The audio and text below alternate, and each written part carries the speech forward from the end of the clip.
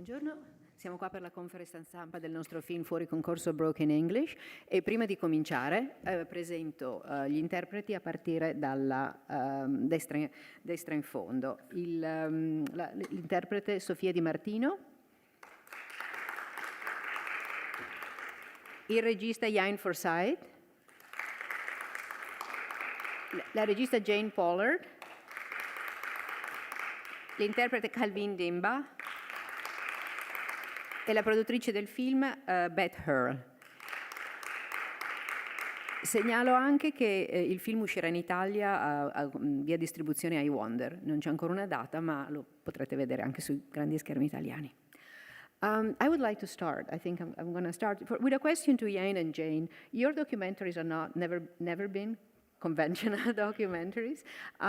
So I'd like to know how the construct and the idea of the Ministry of Not Forgetting came up and the structure of this particular film. It's been incredible to bring this film here because the use of the term non-fiction is just wonderful for us. Thank you. It's been so great to bring this film here because the use of the term non-fiction as alongside documentary is so wonderful. Documentary carries with it journalistic kind of baggage that I don't think that as filmmakers we use. No, I think we really think of our films as portraits rather than documentaries. And, you know, if you think of all of the great portraits throughout history, the paintings, the photography that has captured the essence of someone, they all do it in some sort of way collaborating with their subject. So I think documentary implies some sort of observational kind of step remove of the filmmaker, and I think for us it's really important that we are able to be completely inside of the film with our subject. So I kind of think of them as portraits. And was it easy or hard to convince Marianne Faithfull to let her participate? Well, luckily we had a wonderful producer that had already done that work before we became involved in the conversation. So I guess Beth is the one to tell you whether it was difficult or not. Beth? No, Marianne was excited by the idea.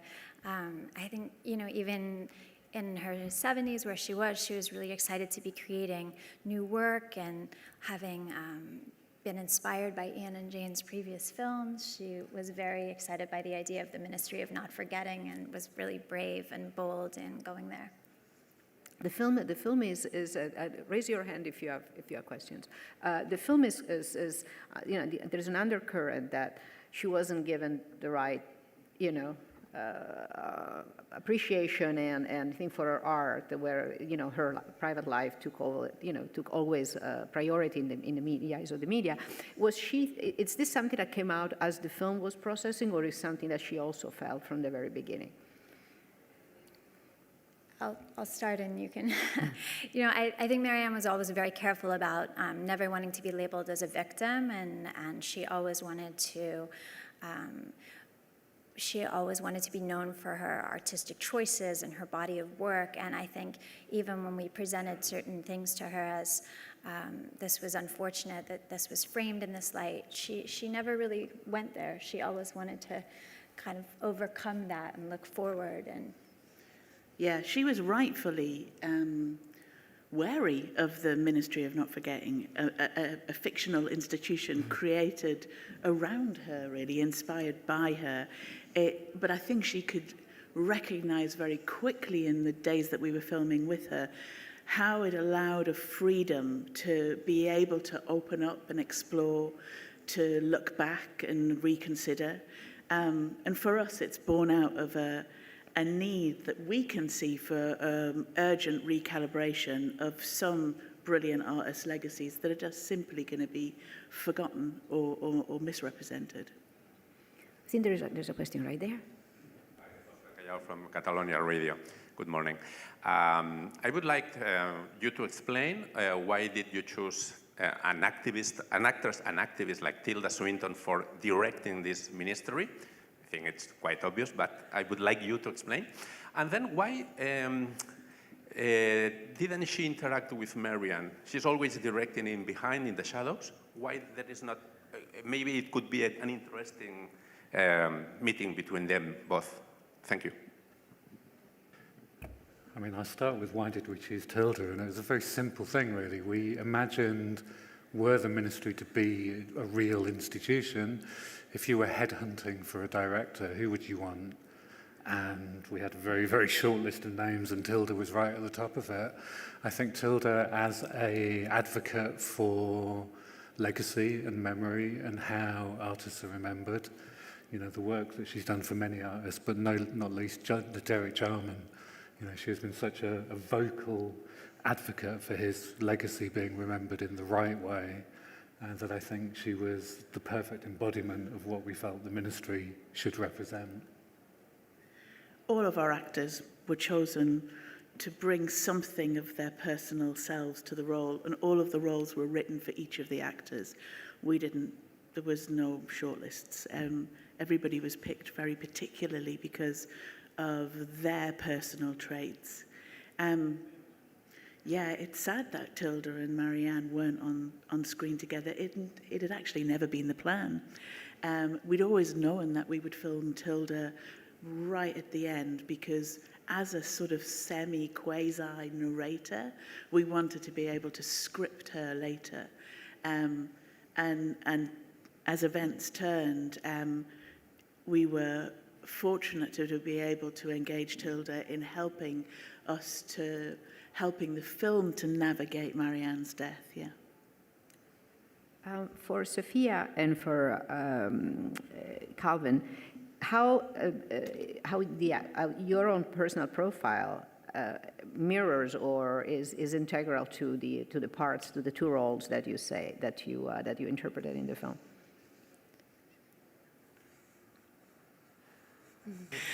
That's a good question, difficult question.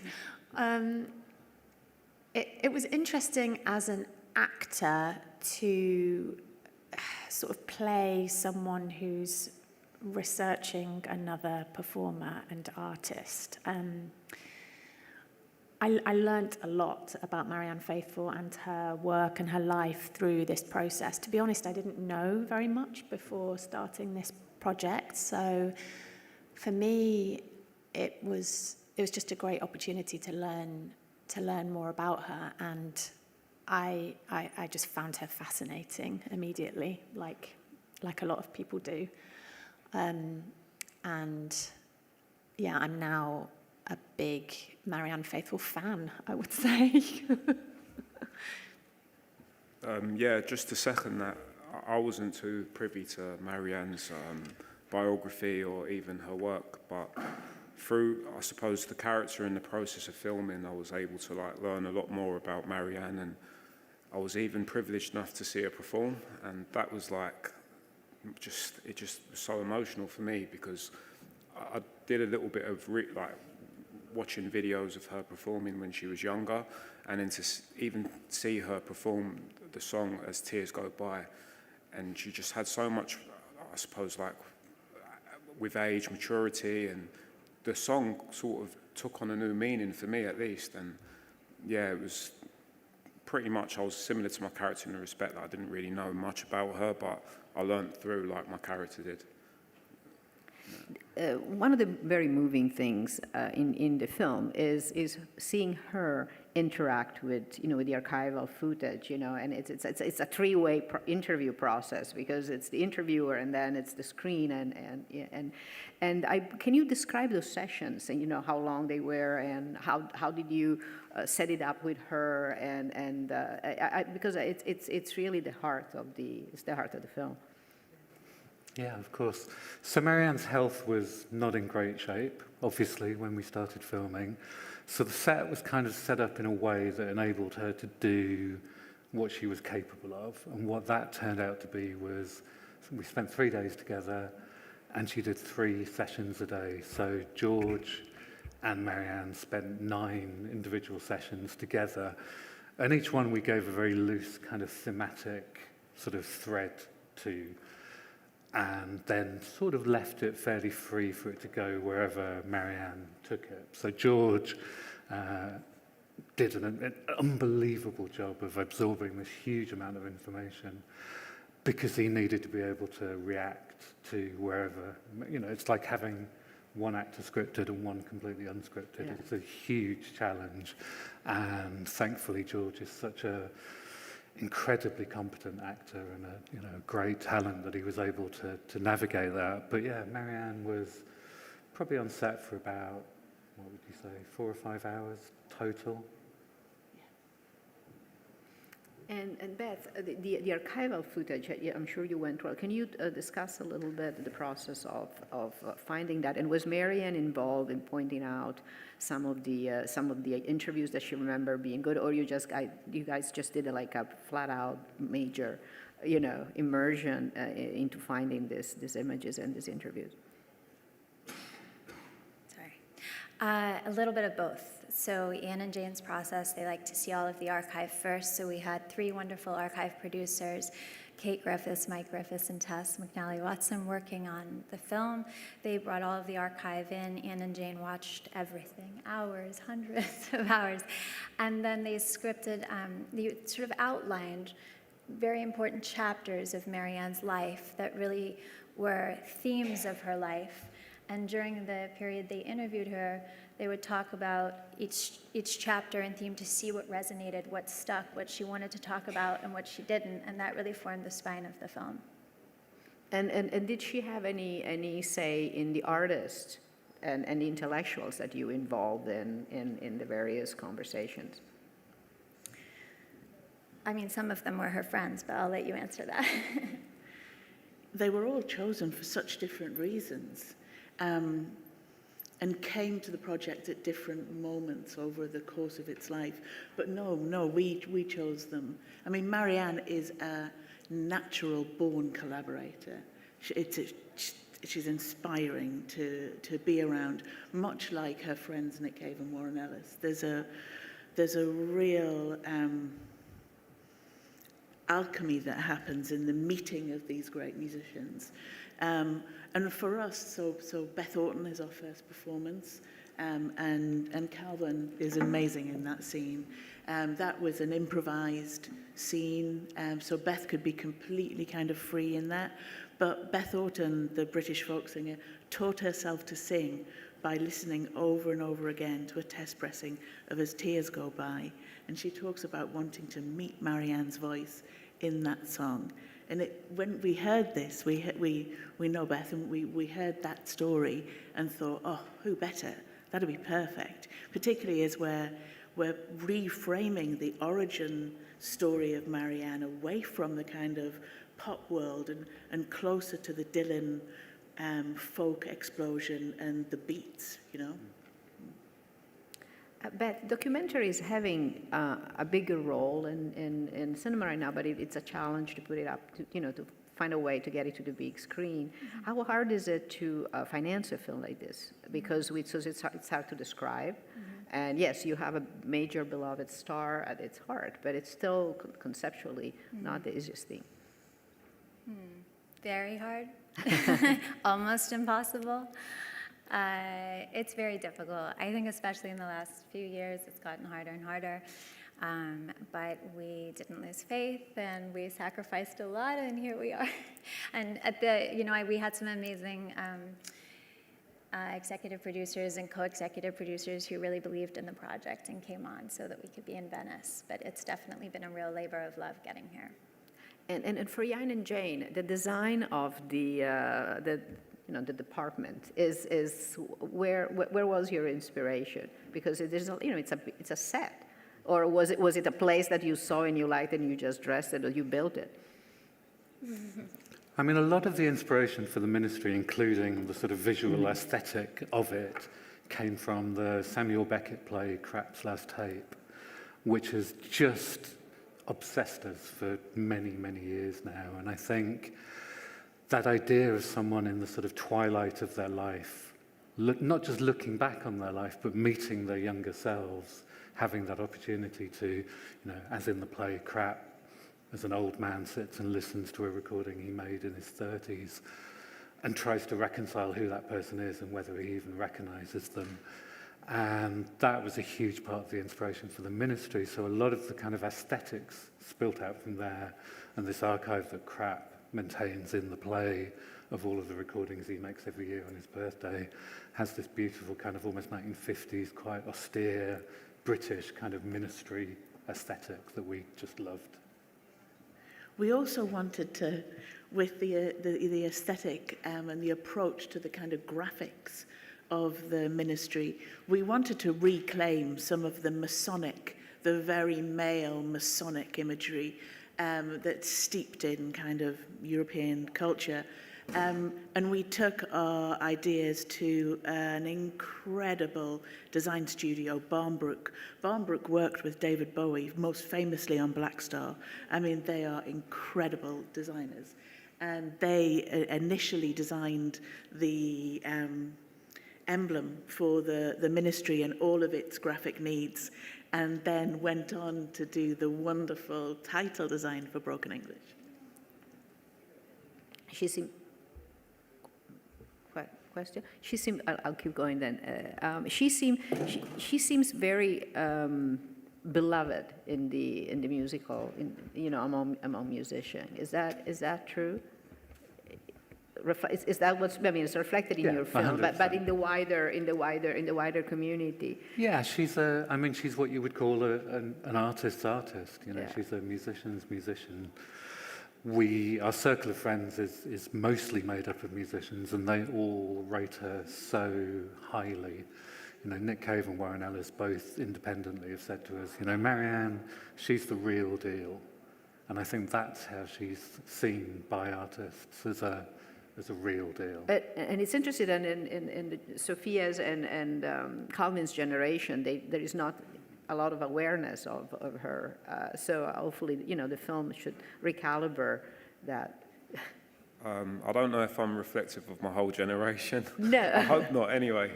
But yeah, I understand what you're saying. But yeah, I think with this film, hopefully there's more exposure and people of my generation and maybe younger can learn. And the ministry is such a cool concept.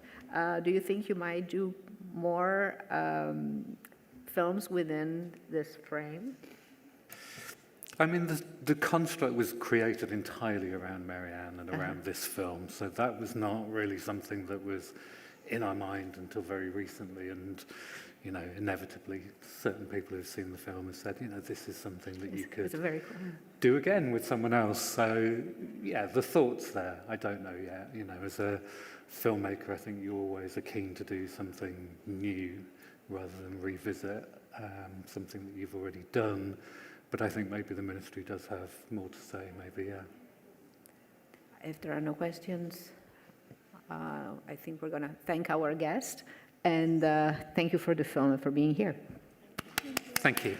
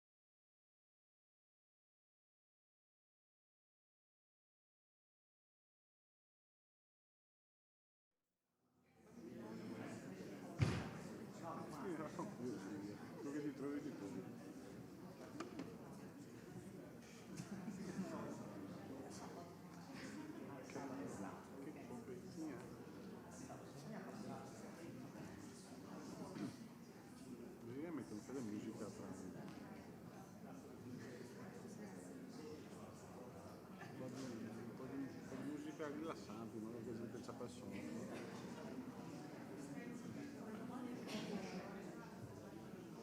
Magari tutti.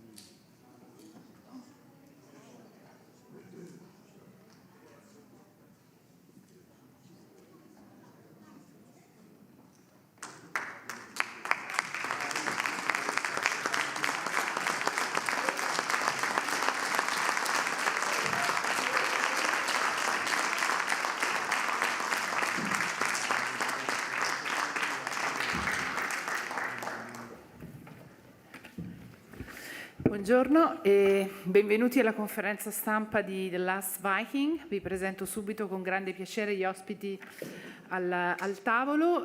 Sono gli interpreti Sophie Grabol, Nikolai Likosh, Mads Mikkelsen e il regista Anders Thomas Jensen.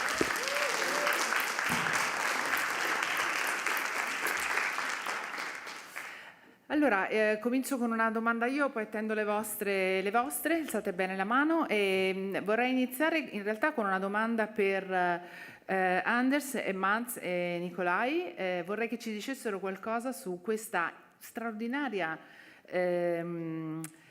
amicizia e collaborazione professionale che li lega da ormai 6 film, che è una cosa abbastanza insolita e forte. Che cosa significa e perché hanno scelto di lavorare insieme così tante volte? Well, for me, obviously, the main reason is I think Nikolai and Matt are great actors. But I also think we keep... Oh, here we go. So I'll repeat myself. Firstly, I think Nikolai and Mads are great actors, of course, that's a must.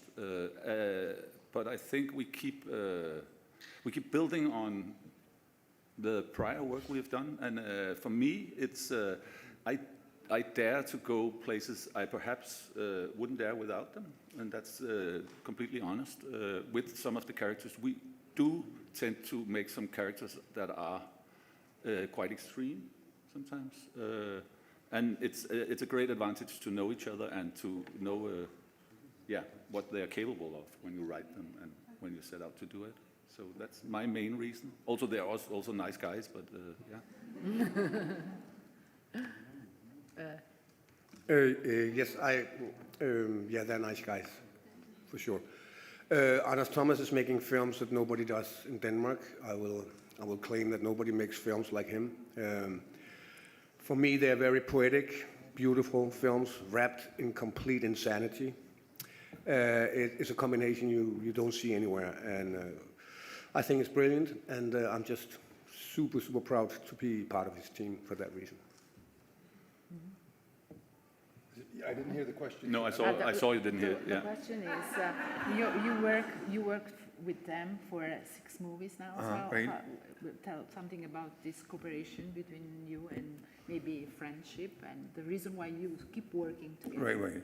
Okay, we have been, it's also important to say that we have been friends for many years, and that is one thing, but I love the fact that when we work together, everybody steps up.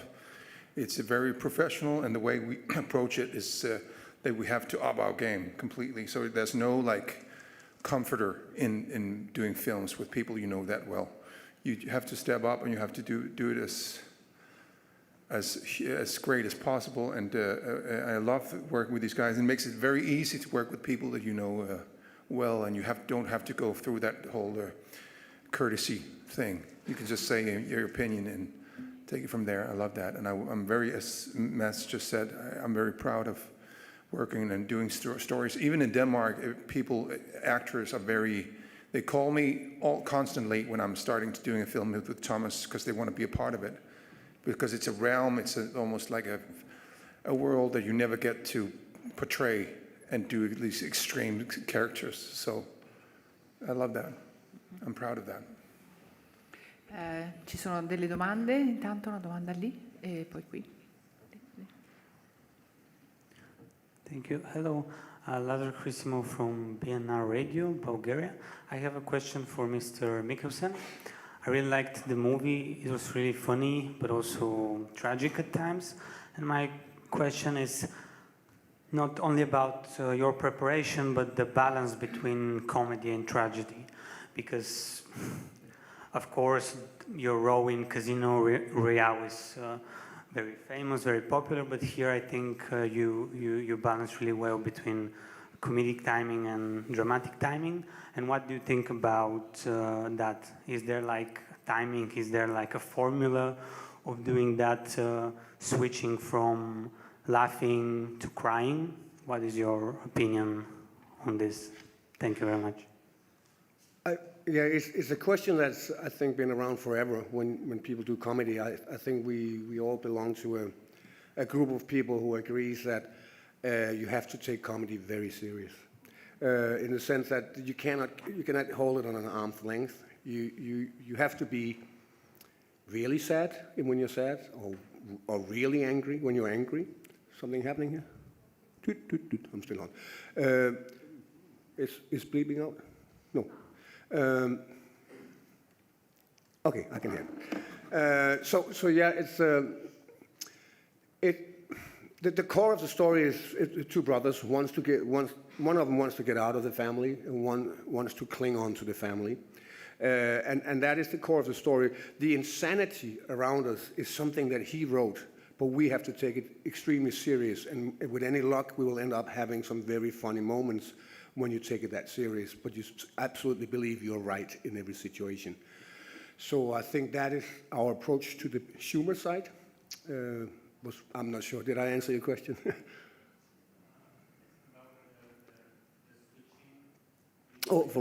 Yeah, it's not so much switching.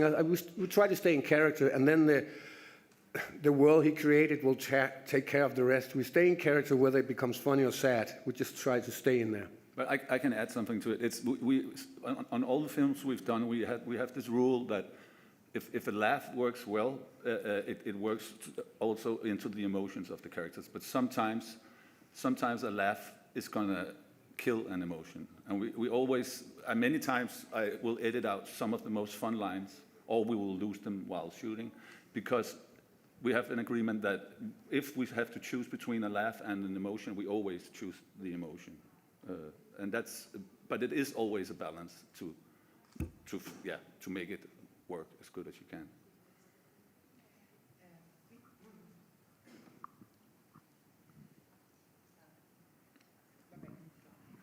Hi, I'm a psychologist, so I really like your movie. Like for the men group, it's like really important thing. I do cinematography, and I have a question for you actors, for the Mads and for the director.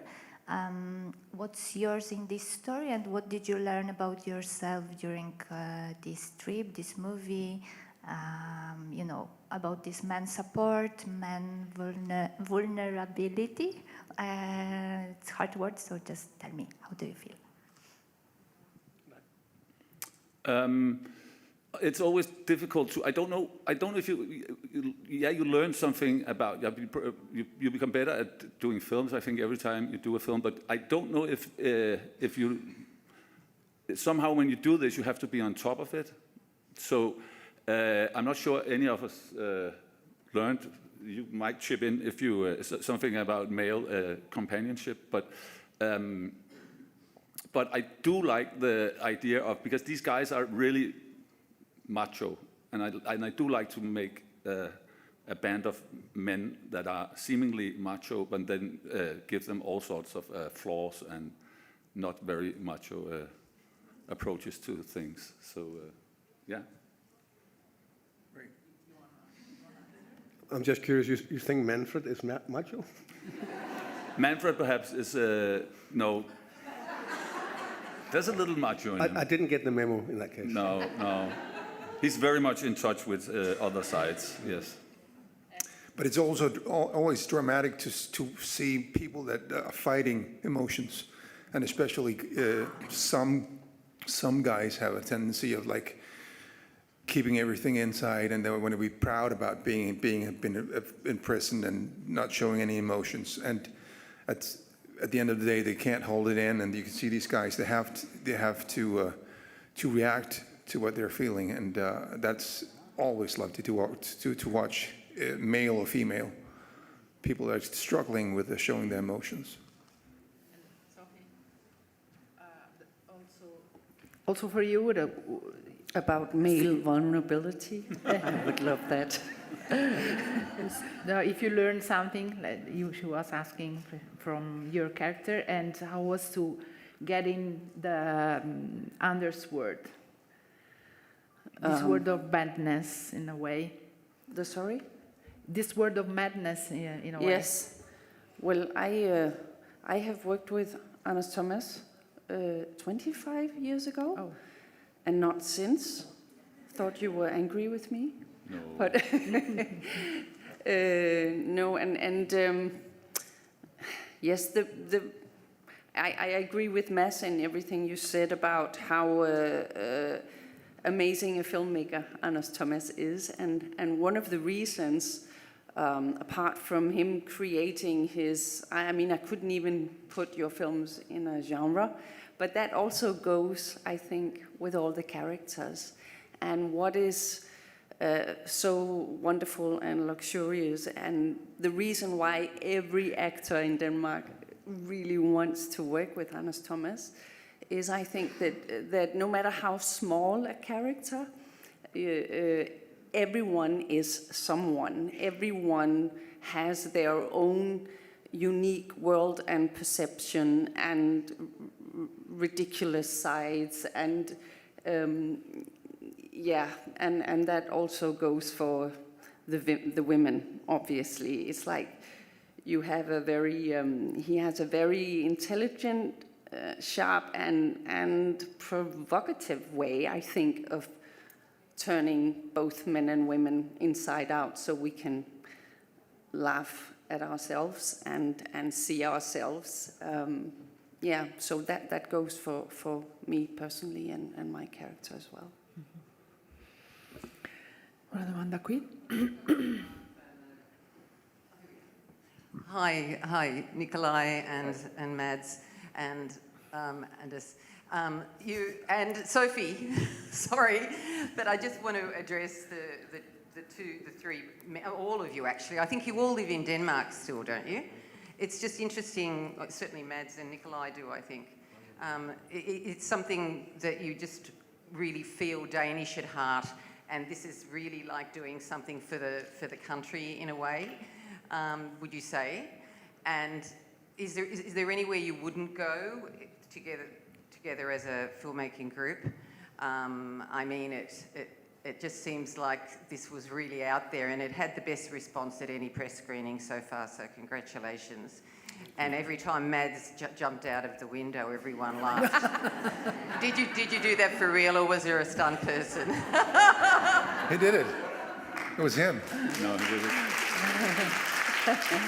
So the question is there a world where we would not work together? Is that what you're saying? To an extent. Yeah. No, not really. I mean, Thomas tends to call us or meet with us and pitch what he's up to. But his pitch are insane. There's 20 stories in there, and we always ask him to just put it on a piece of paper. But we know deep inside that we're going to say yes anyways. Whatever it is that we don't get, we'll figure it out later. No, that is not such a world for me, no. But is there anything you wouldn't do? Together? No, in the film. No. Is there any scene you wouldn't do? Anything you wouldn't do put on film? Obviously, there are things Besides doing making movies? You wouldn't do, but I'm not going to mention them here. Well, we haven't really gotten to that point yet. No. So, yeah.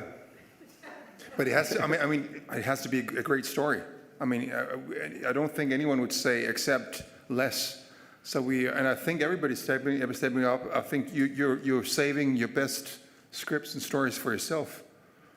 And I think so. Everybody's trying to do as. Of course, we want to be together and work together, but it has to do with the story first of all. Definitely, yeah.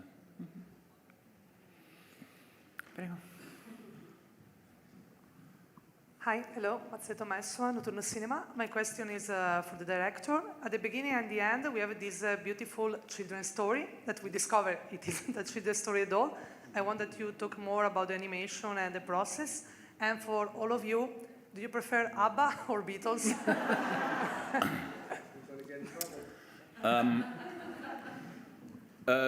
I mean, the animation layer is, the first 20 minutes of the film is very, very realistic. It could almost be like a Danish, like Pusher Masters in the 90s. It's also set almost back there. So when I wrote it, I sensed that I had to somehow create a premise or convey to the audience that it is a fable we're telling. So I did this story on both ends. And as I worked my way through it, I saw that the film is really about all these different realities that we create, and I discovered that I was missing like I had these discussions with my kids, and we all had these about identity, and there's always this 60-plus white male in the room also, and I sort of missed his view on stuff, that the little finger saying that, yeah, but I mean, it's great to create our own realities, and we're all for that, but there's a limit to things, and so on. And I love the idea of putting it in a children's book because that's so not functional. So that's how it's Werner's voice within the insanity of his point of view. The other question, I mean, it is funny. My whole childhood, I grew up with discussions that all the intellectuals loved Beatles, and all the not that intellectual were ABBA fans. And especially in Scandinavia, I think it was. And somehow it's like with movies or books, it's not a sport, you know. It's not. I know it's crazy to say at a film festival where you have winners, but it's a piece of art. You can't. ABBA is good sometimes. Beatles is better sometimes, but they're both unique, and I love them both. So yeah. The same answer though. I mean, I like water and I like a Coca-Cola. At different times. Well, I came to mind that is there anything we don't want to do in a film? Your previous question. I would never hit Sophie in the face. She seems not to have a problem with hitting me. So that's my limit. And did you really jump out the window? You didn't answer that. Yeah, kind of. I jumped out of the window. But here's the secret: it's not 20 stores. We cheat. C'è una domanda lì? Hello, my compliment for the movie. I'm still laughing. I want to know first, the funny one, who is John Hairdresser? Because it was fantastic, the hair.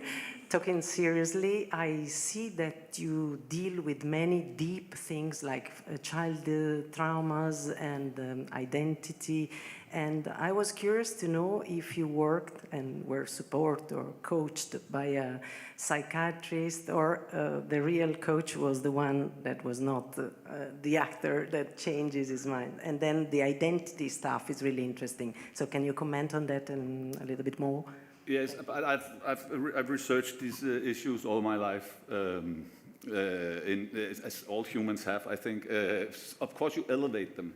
So what happens on screen is, of course, I didn't experience any of that, but the core emotions they're still the same. So I did have a psychiatrist and a psychologist read the script, and they said that they're very polite. They say, yeah, perhaps it could happen, but yeah, they haven't seen it like this, which is very funny. But it's also true that, I mean, it is a story where we have some deep human crises, how people deal with them, how we create our own realities when we deal with these things. And it relates into reality, the reality we know, us sitting here, but it is still, I mean, very, very few people do believe they are John Lennon, like Manfred does. We have to acknowledge that. So that's also why I was so, I mean, what Mads does, it is sort of a comic character. I mean, I like a cartoon character at the core of it. And that was the challenge, to add emotions and make him into a real human being that you could relate to. And it's a difficult task that Mads is doing. So I didn't really research the way you were asking, but I can talk a lot about it, obviously. What? Excuse me? Non parlare senza microfono perché non possono tradurre. Removing the trauma. Il microfono.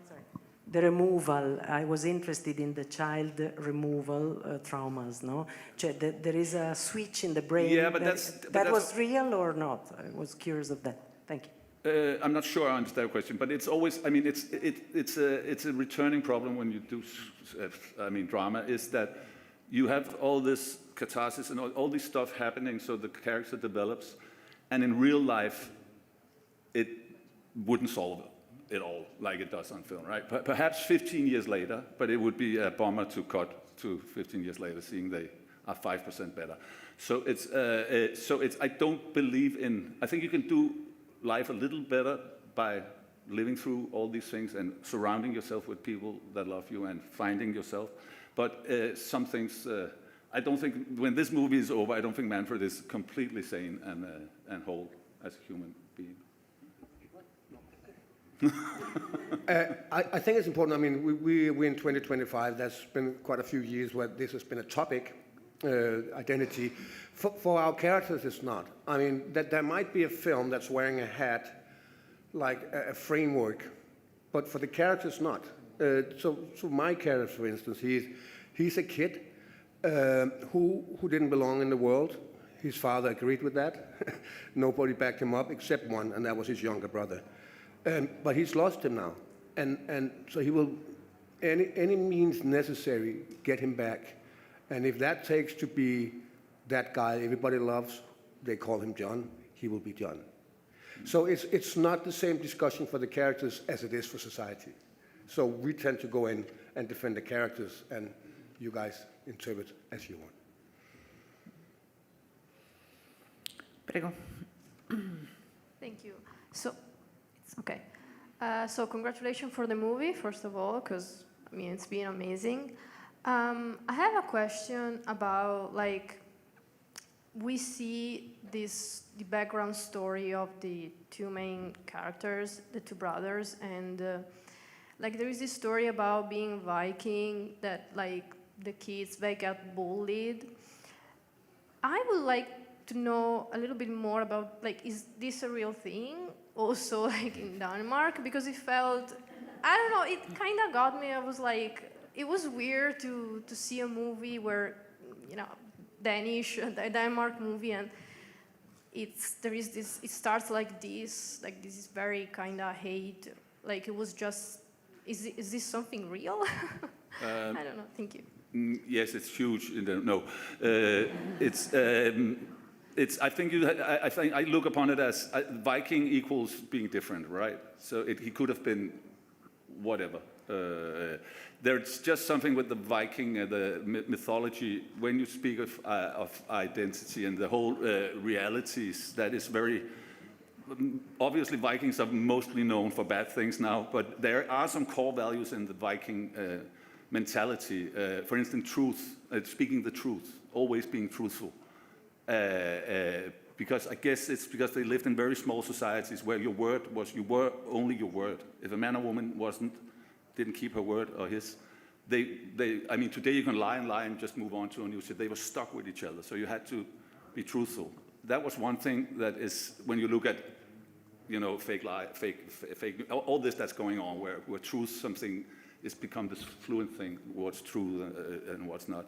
And there's also that a Viking, I think the father says that a Viking always accepts his situation. He doesn't, basically a Viking doesn't spend a lot of time thinking about how he or she is. He just gets in a boat and does his thing and accepts what he does. And those are the ideas. I might overthinking it a little here, but the bottom line is Viking it's being different. It's being not like the others. Domande? Prego.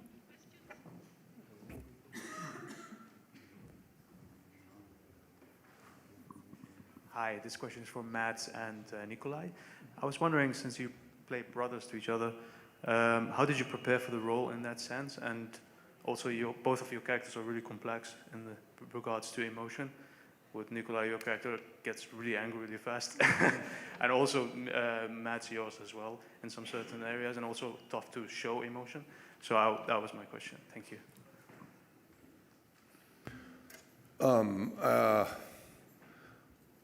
Well, maybe you should start, Mads, with talking about Manfred. I think it's clear to tell me, because he's only something because of Manfred. I disagree. So in terms of how we approached it, I think that Anders Thomas had the story, we read it, and we loved it. I think it was important for all three of us, but maybe we were spotting it a little more at a certain point. In order for us to go out into this massive, insane world, we needed an anchor of something that was a bond. And that bond, we obviously see it in the flashback, but we needed to see reminiscence of that when they're adults. So we planted a few places where either I look at him or he looks at me without the other's knowledge. See them for who they are, the purity of it. And once we had those anchors, we could go as ballistic in the story as we wanted, because we knew they were bound somehow. I went along, for the character himself, I wanted him to be a kid, even at my age. I wanted him to be stuck at that 5, 6 years old. And I wanted that horrible situation that my brother is in when he's a kid, that he has to be my protector, that he's still in that situation when we're adults. So my behavior is a kid's behavior. Narcissistic, poetic, very pure, and very immediate in his reactions. And it's not hard to understand why he wants a vacation, just to get away from everything. So that's how I approached it, and it was always linked to the brother. I think it's also about, I love to play characters that doesn't want to be in the movie. And this lead character, he doesn't want to be a part of this. He doesn't want to have this anchor around his leg, Manfred, and he wants to be liberated from all this. He doesn't want this story to happen. He just wants to get out of this and just have that burden out of his life, because he's been there all the time, and that's just such a great thing as an actor to try to avoid, try to not to be part of this, because you're fighting yourself constantly. And I think it was fantastic to have that concept of always fighting this energy that you couldn't get around. I think that was something that I loved about this character. I was very happy about playing this character from the beginning. Sometimes you can look at a character and you go like, oh, this is going to be a mountain to climb. But this thing was just like, I felt it so vividly that I completely had an idea about how to approach this. And yeah, that's how I started thinking about it. Dobbiamo purtroppo fermarci qui. We have to stop here. So thank you so much. Thank you. Thank you so much. Grazie mille.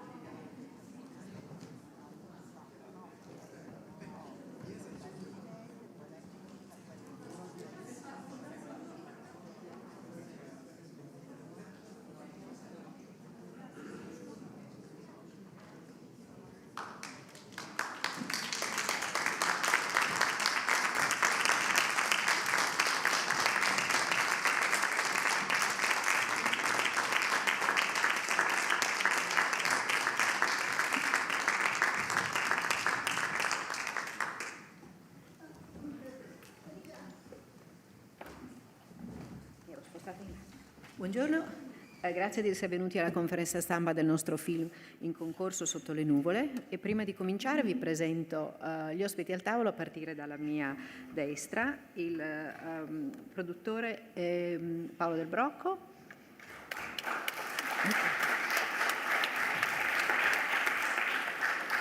il regista, sceneggiatore e produttore Gianfranco Rosi,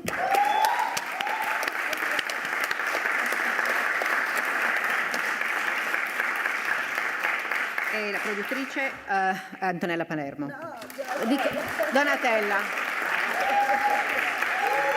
Donatella.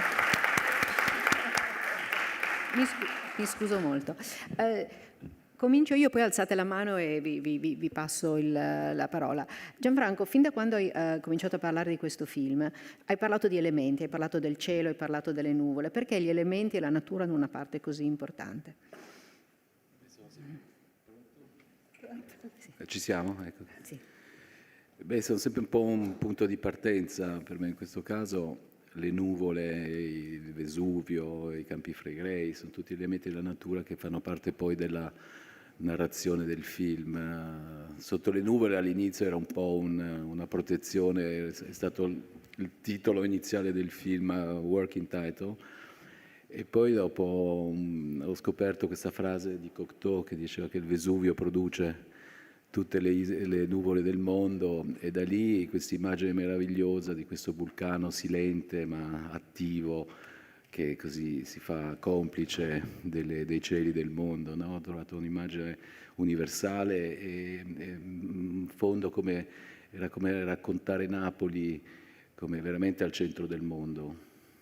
E rispetto per esempio a un film come Notturno che si è evoluto in diverse fasi e nell'arco di parecchi anni, qui sei stato 3 anni, hai praticamente vissuto a Napoli per 3 anni. Come è cresciuto il film in questi 3 anni? Come si è sviluppato? Sì, anche con Notturno ho vissuto per 3 anni in Medio Oriente, però forse con delle pause un po' più lunghe. Qui è stato più semplice perché avendo la base a Roma, la post-produzione, mi ha permesso questa vicinanza di iniziare il film in maniera diversa e quasi di creare un montaggio parallelo. Quindi il film si è evoluto attraverso il montaggio e viceversa, perché è stato un dialogo costante fin dall'inizio. Quindi questo continuare a montare e a girare ha fatto sì che poi il film avesse le connessioni molto precise nella narrazione finale. C'è un montaggio parallelo nel senso che montavi allo stesso tempo in cui giravi, è vero? Sì, è stato 3 anni di montaggio e poi infatti alla fine eravamo così vicini al nostro materiale con Fabrizio e abbiamo avuto anche l'intervento e l'aiuto di Giobini che è qui in sala, ed è stato un po' l'occhio distante e l'occhio più così clinico, diciamo, e quindi è stato un lavoro di grande collaborazione. Hai sempre immaginato questo film in bianco e nero? Hai detto anche che guardavi in bianco e nero, perché? Il bianco e nero è stata una delle prime sicurezze che ho avuto, anche prima di scrivere il soggetto, perché non è mai stato scritto una sceneggiatura del film. C'è un'idea iniziale e io devo ringraziare i miei produttori che hanno così tanta fiducia nel mio lavoro da permettermi di iniziare un film che tutti sanno quando inizia, nessuno sa quando finirà e nessuno sa cosa ci sarà alla fine di questi 3 anni. Quindi dopo un'idea iniziale del film era chiusa in poche pagine, quindi iniziando questa avventura alla scoperta di incontri, di situazioni. Aspetta, la domanda l'ho persa? Cos'era la domanda? L'ho persa anch'io. No, l'hai persa anche tu, abbiamo perso la domanda. Il bianco e nero. Quindi il bianco e nero è stata una delle necessità iniziali. Il bianco e nero era come forse la paura di affrontare tutti gli elementi che conosciamo di Napoli, era un modo di mitigarli e di allontanare, no? Il colore, Napoli, il sole, tutte queste caratteristiche qui. Poi girando ho dovuto anche imparare a guardare in bianco e nero, a leggere i grigi e a guardare le cose in maniera diversa. E il bianco e nero è legato anche alle nuvole, perché mi sono reso conto che girare in bianco e nero in una giornata di sole era praticamente impossibile, diventavano questi contrasti eccessivi, il bianco e il nero, e si perdevano tutte le tonalità di grigio. Quindi con le nuvole il bianco e nero è diventato una narrazione di grigi e di contrasti che ti portano a trasformare le cose, a vedere le cose anche in maniera diversa. Il bianco e nero ti costringe a interpretare le cose in maniera diversa, quindi sia quando filmi che quando vedi c'è una narrazione diversa. Io credo che poi sia alla fine la trasformazione della realtà. Donatella, collabori da tantissimi anni con Gianfranco. In che senso questo film è stato diverso o uguale agli altri? Prima voglio dire che sono una persona fortunata, una donna fortunata perché collaboro con Gianfranco. Poi, prima di parlare, voglio presentare le persone che sono state vicine a Gianfranco e vicine al film in questi anni, che sono Fabrizio Federico Montatore, Jacopo che ha seguito tutto il montaggio come assistente, Giobbini che è arrivato da lontano a dare lo sguardo esterno che era necessario, Daniel Brumberg che ha fatto respirare questo film con i suoi suoni, e poi da qualche parte c'è anche Stefano Grosso che anche lui ha fatto i suoni. Più ci sono le mie ragazze Sandra e Diana che hanno supportato tutto. Aspetta, ti sei dimenticato di Alberto? No, Paolo è qui. No, Alberto. Alberto Landolfi è stato il cavaliere, lo scudiero di Gianfranco, è stato sempre con lui, non l'ha lasciato un attimo e noi eravamo tranquilli perché qualunque cosa succedeva c'era Alberto con Gianfranco. Allora, poi ripartiamo da qui. Io sono una persona fortunata e non mi serve di sapere cosa fa Gianfranco, dove è il soggetto, basta che c'è lui. Basta che c'è lui, il film va bene. Perché lo sguardo di Gianfranco... Adesso tutti vorranno lavorare con te. Sì, tutti vorranno lavorare con te, mi ruberanno. Perché lo sguardo di Gianfranco non è mai prevedibile. Lui può dire, faccio un film sul pane, lo conosciamo tutti il pane, ma se lo guarda Gianfranco sarà un pane che non abbiamo mai visto. Per me qualunque cosa fa va bene. Quindi vedi, manca totalmente lo sguardo critico della mia produttrice e questo è un problema perché tutto bello, tutto bello. Non è vero. No, sto scherzando. Gianfranco, vedendo per la prima volta questo film e poi anche riguardandolo, mi sembra di ho riscontrato, e forse un po' ne abbiamo parlato, ma magari continuo a sbagliarmi, ho una libertà anche di lasciarti prendere dalle cose che in altri film non avevi, cioè come se ti fossi anche lasciato andare un pochino di più sia nella ricerca delle storie, sia nel modo di filmare, nelle cose che filmavi. È vero o no? Diciamo che questo film, Alberto lo sa, Alberto mi ha seguito fin dall'inizio, abbiamo iniziato a lavorare assieme, lui doveva essere il mio scouting location manager e quindi così ci siamo trovati due persone che non si conoscono in una macchina, andare in giro a cercare qualcosa di cui nessuno sapeva cosa. E Alberto mi ha fatto scoprire dei luoghi, per me poi tutto il film nasce da un luogo.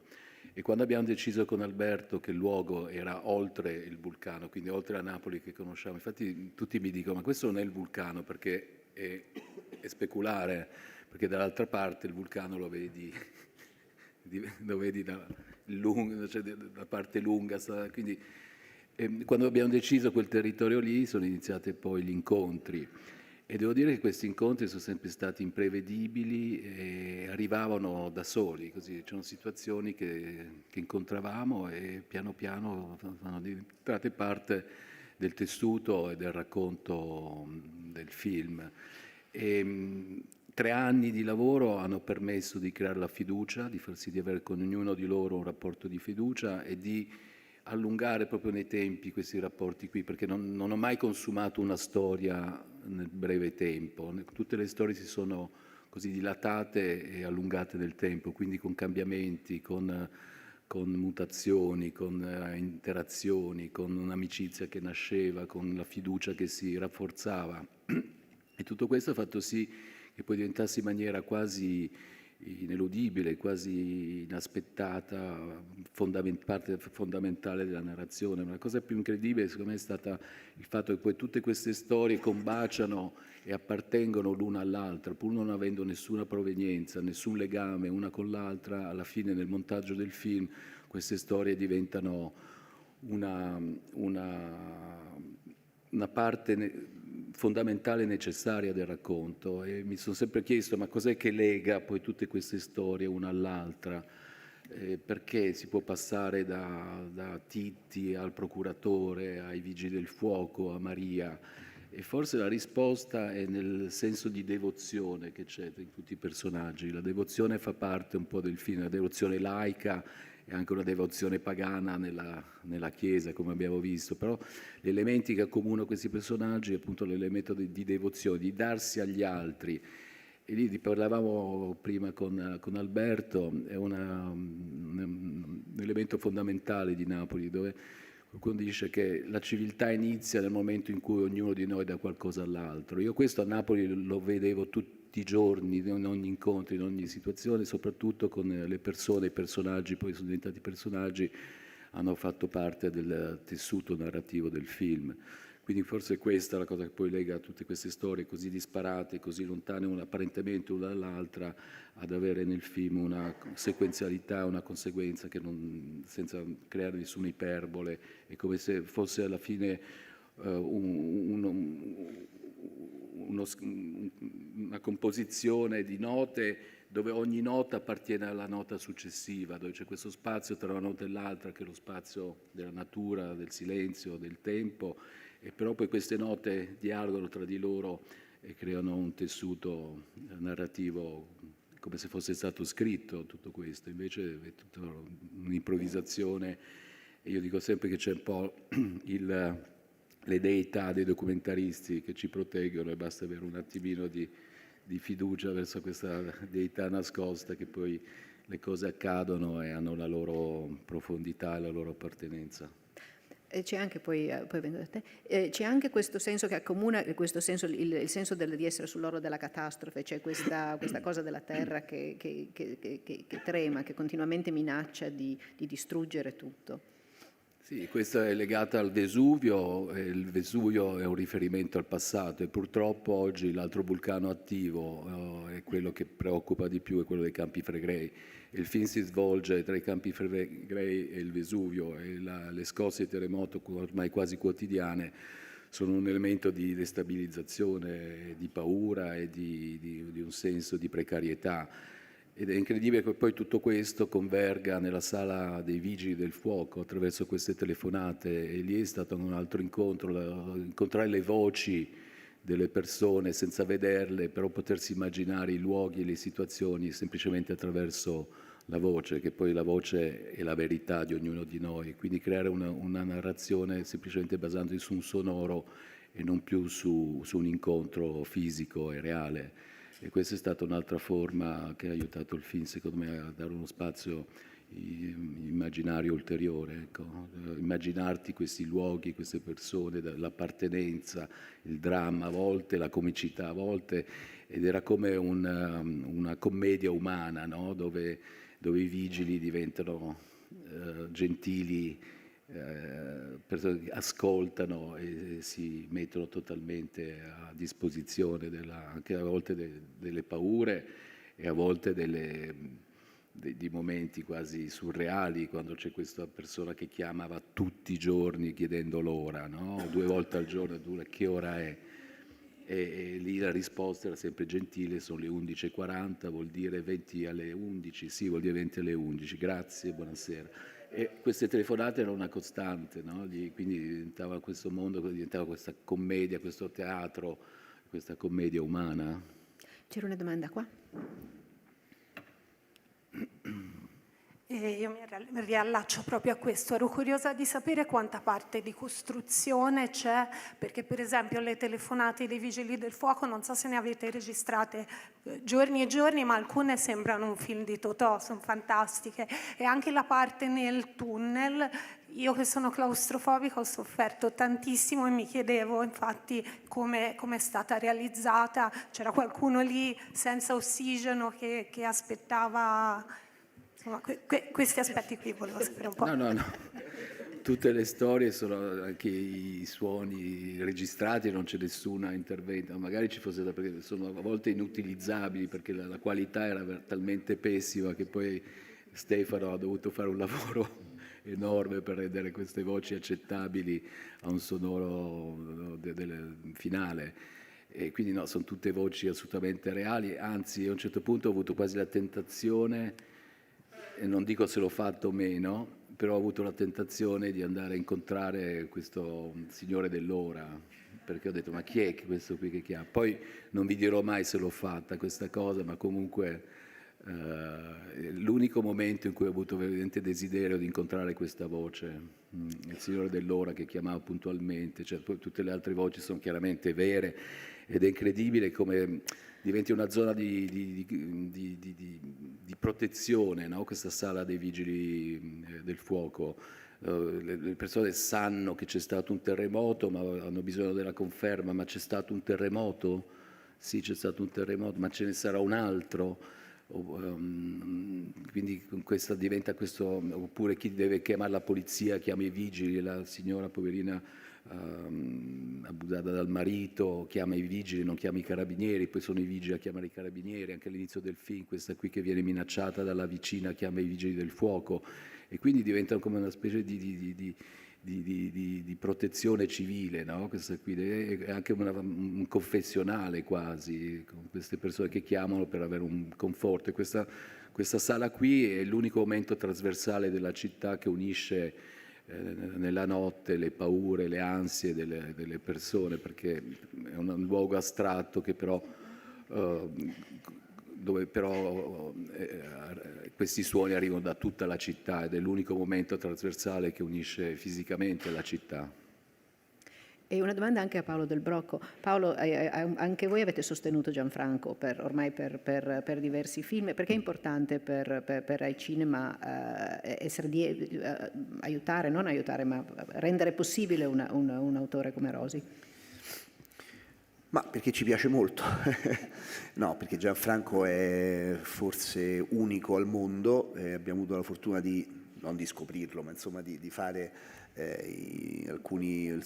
uno dei primi film e devo dire che ha un punto di vista veramente molto originale, molto diverso. Ogni film di Gianfranco tu entri e dici ma che sto vedendo, perché ti sembrano, cioè ribalta un po' le cose e poi però ci entri dentro e ti porta in questo viaggio, quindi a parte il nuovo meraviglioso, ma bisognerebbe scriverci un libro. Io sono anni che provo e prima di finire la mia carriera vorrò fare un instant movie con lui, ma tipo 8 mesi, cioè instant movie 8 mesi, diciamo questo. No, però ha una profondità di linguaggio, è quello che ha portato, devo dire, ha dato un enorme impulso al cinema del reale in Italia e a livello internazionale. Gianfranco, ho avuto la fortuna di girare il mondo con lui ed è conosciuto in un modo pazzesco, dove magari non te lo aspetti per questo tipo di cinema, no?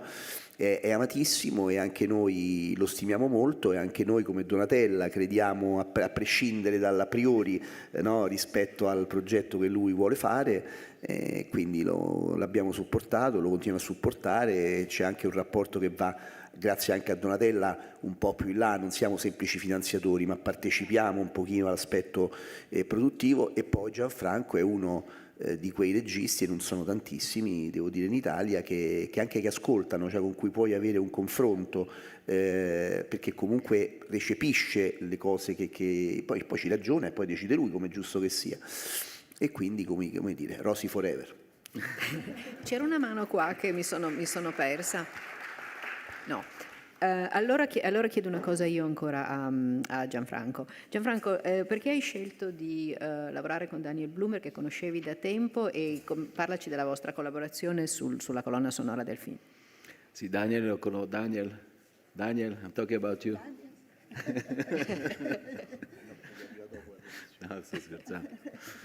Daniel ci siamo conosciuti una decina d'anni fa a un festival in Turchia e c'è stata subito un'amicizia che dura da allora. Io ho sempre amato tantissimo il suo modo di fare musica, il suo modo di essere artista, per lui non fa soltanto musica, fa disegni, fa pittura, è uno a 360 gradi. E in questo film, fin dal montaggio, fin dall'inizio, abbiamo cercato di creare delle isole di suoni, delle isole che trasformassero delle scene e le rendessero un po' più astratte, un po' più sospese dal resto del film. E quindi abbiamo fatto tanti tentativi di suono anche con Stefano, poi molti di questi suoni sono rimasti alla fine del film.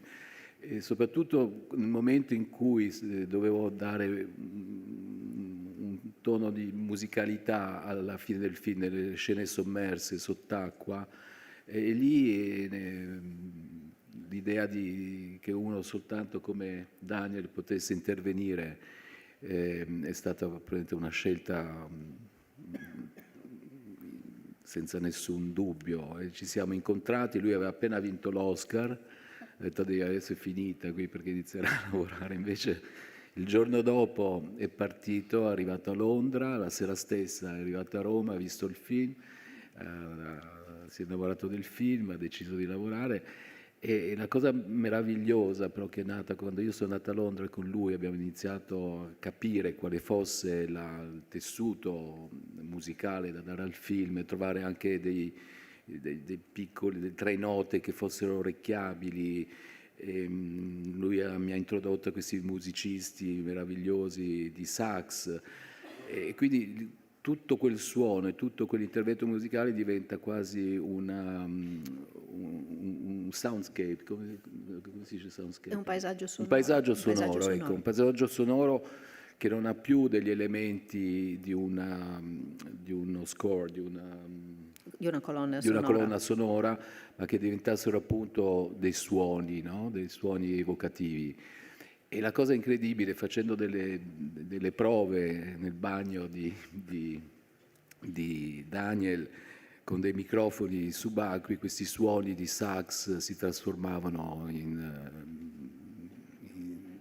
un mondo ancestrale della natura, non era più riconoscibile lo strumento musicale. E Daniel poi è rimasto con i suoi musicisti 3 giorni in una sala di registrazione ed è arrivato, voleva poi registrare questi suoni sott'acqua dove io avevo girato, perché per lui era importante essere nello stesso luogo dove avevo girato, e ha passato 2 giorni o 3 giorni a Napoli registrando con 5-6 microfoni, con apparecchiature incredibili, tutti questi suoni che erano stati registrati in uno studio a Londra, e trasformare questi suoni in un tessuto musicale che secondo me dà al film una forza ulteriore e dà un secondo linguaggio a tutta la narrazione del film. Quindi è stato un intervento fondamentale, come poi è stato fatto nel suono, in tutta la costruzione del suono fatto dal nostro amico Stefano e da Fabrizio anche, per cui c'è stata una collaborazione meravigliosa tra il sound design, la musica e tutto quello che poi è stata la post-produzione del film, e tutto questo in solo 2 settimane, quindi non c'era più. Insomma, però il lavoro poi fatto tra il mix e cosa, alla fine erano 2 settimane di lavoro, e lì non c'era più un piano B, perché o funzionava o non avevamo un piano B, però eravamo tutti convinti che questo qui avrebbe portato a quello che il film aveva bisogno, e abbiamo finito assolutamente in tempo il mix da consegnare a Venezia. Però ripeto, non ci sarebbe stato un piano B, e quindi eravamo tutti convinti che questa era la direzione giusta. Io non ho ancora visto praticamente il film con l'ultimo mix, e non lo vedrò nemmeno qui, perché non sarò in sala, cioè ci sarò per 2 minuti, poi esco, perché poi una volta che ho finito il film non riesco più a vederlo. Credo che Donatella volesse aggiungere qualcosa. Io voglio condividere un'emozione. Tutti noi abitanti di questo pianeta, negli ultimi anni abbiamo sentito dei terremoti, vicini o lontani, l'Ucraina, Putin, Trump, Gaza adesso. Questi terremoti arrivano e in qualche modo ci fanno del male e ci fanno sentire traballanti. Mi sarebbe piaciuto avere dei vigili a cui chiamare e chiedere che magnitudo, che cosa è successo, sarebbe stato rassicurante. Per questo penso che quella cosa lì... Ma stanno bombardando veramente? Stanno bombardando, arriveranno. Quella cosa lì è universale, la paura di una città, la paura più che la paura è anche rassegnazione, è qualcosa di universale che arriva nel cuore di tutti quanti noi, perlomeno a me.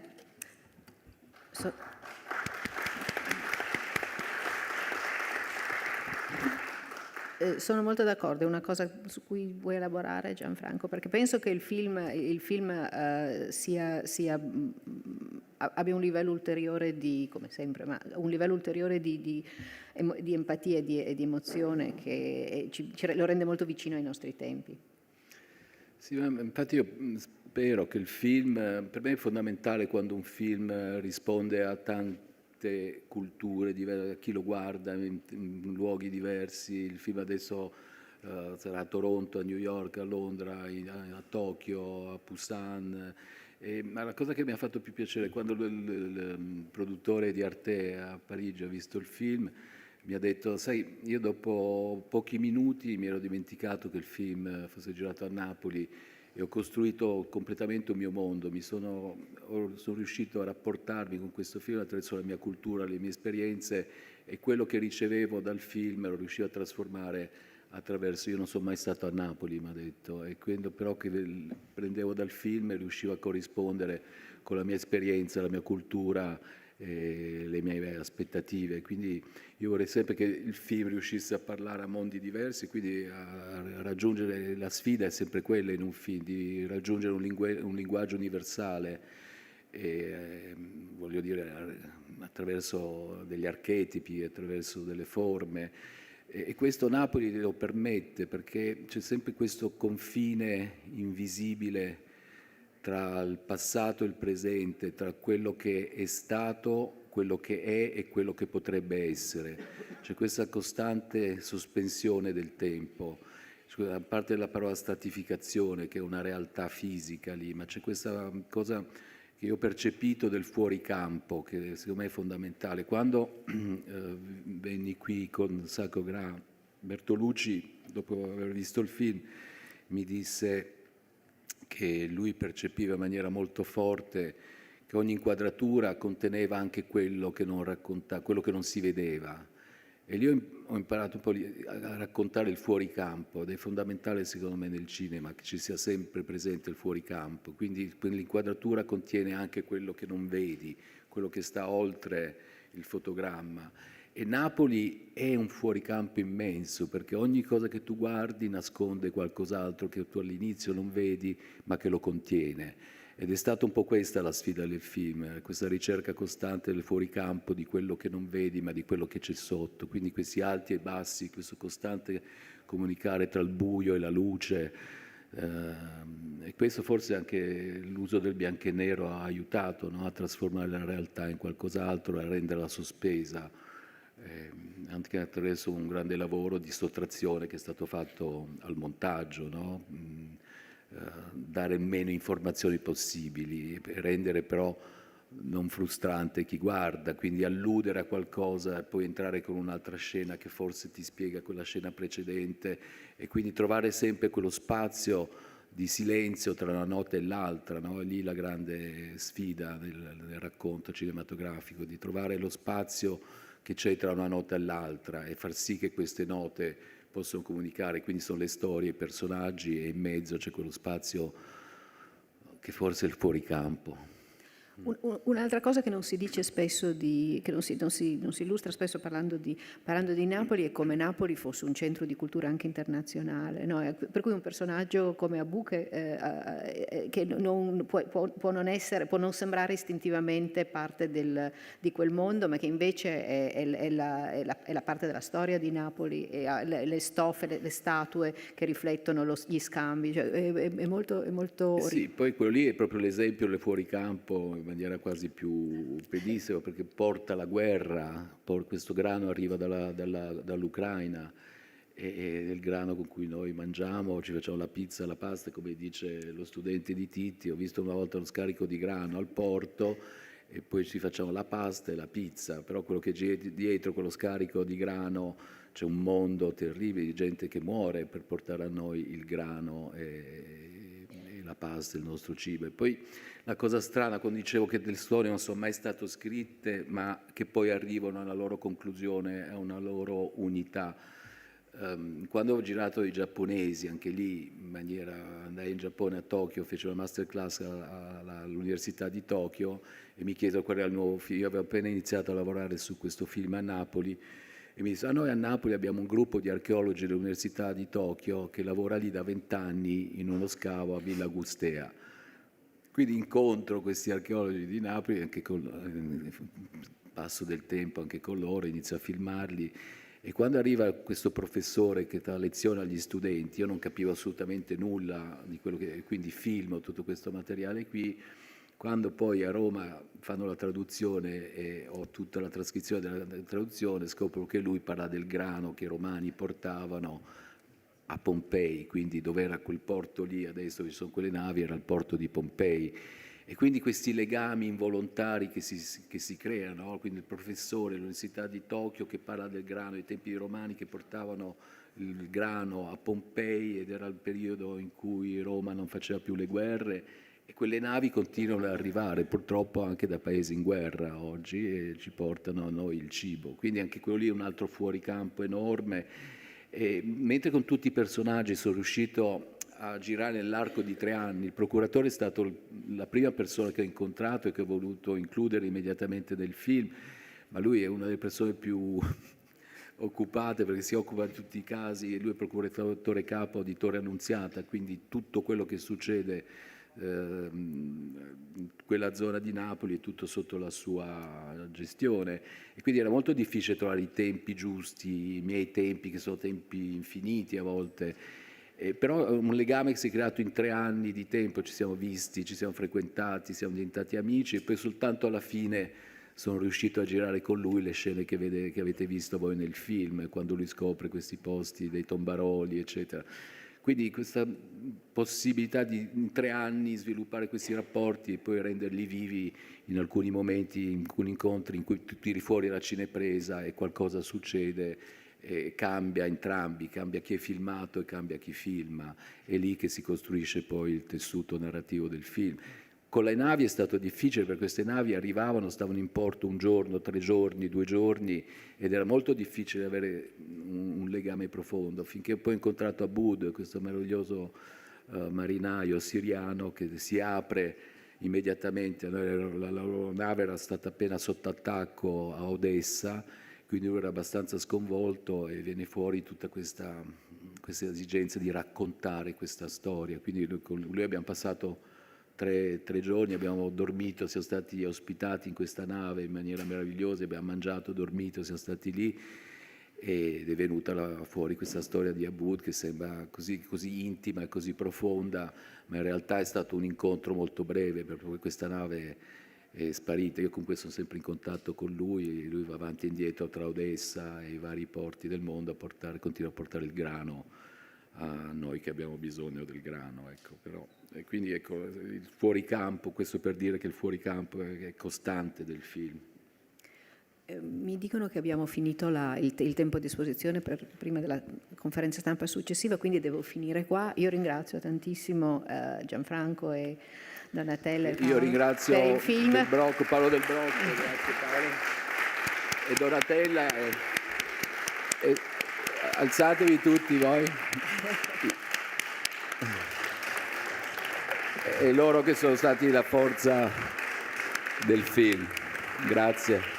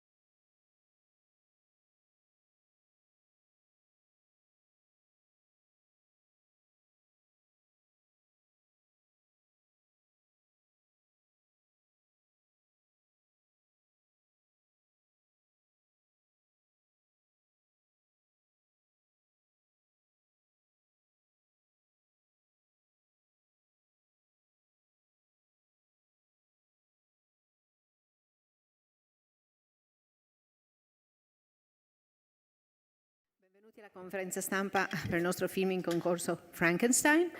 E prima di cominciare vi presento gli ospiti a partire dalla destra in fondo. L'attore Christoph Waltz, l'attrice Mia Goth, l'attore Jacob Elordi, il regista del film Guillermo del Toro,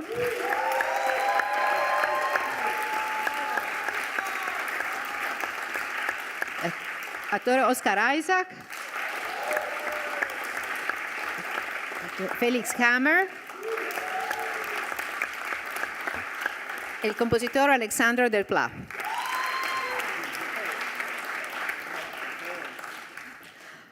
I will start and then I promise you go.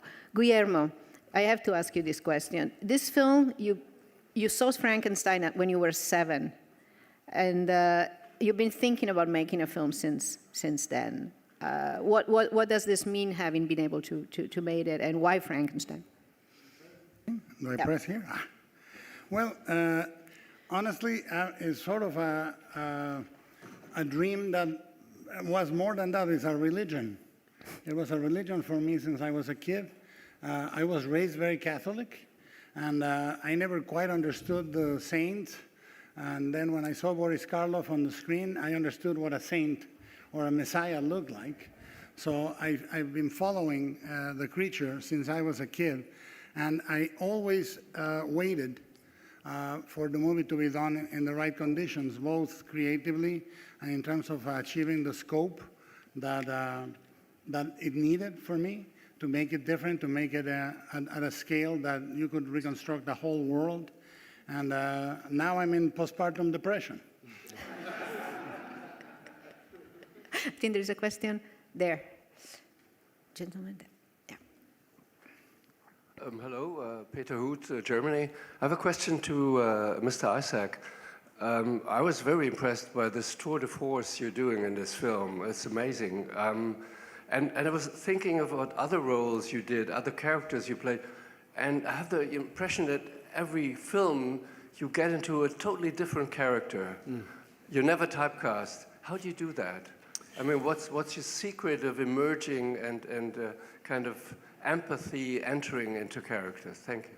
No, thank you for that question. I don't know. I think it is a process of kind of surrendering to the material in some way, and it's about finding a way to fall in love with whatever it is so much that you're willing to give over to it completely. And with Victor Frankenstein, it was. I mean, I can't believe that I'm here right now. I can't believe we got to this place from 2 years ago, sitting at your table, eating Cuban pork. Yeah. And just talking about our fathers and our life, to him saying, "I want you to be Victor," and then not really being sure if it was true, if I was just dreaming it. It just seemed like such a pinnacle, and then for Guillermo to then say, "I'm creating this banquet for you. You just have to show up and eat," And that was the truth. That was the truth. There was like a fusion. I just hooked myself into Guillermo, and we flung ourselves down the well, and it really is a testament to how much you were personal and poured your heart into it, and that I think allowed all of us to want to do the same thing. Question here, Stephen. Here. Guillermo, hi, Steve Schaefer from the Boston Herald. This is such a sumptuous, spectacular production.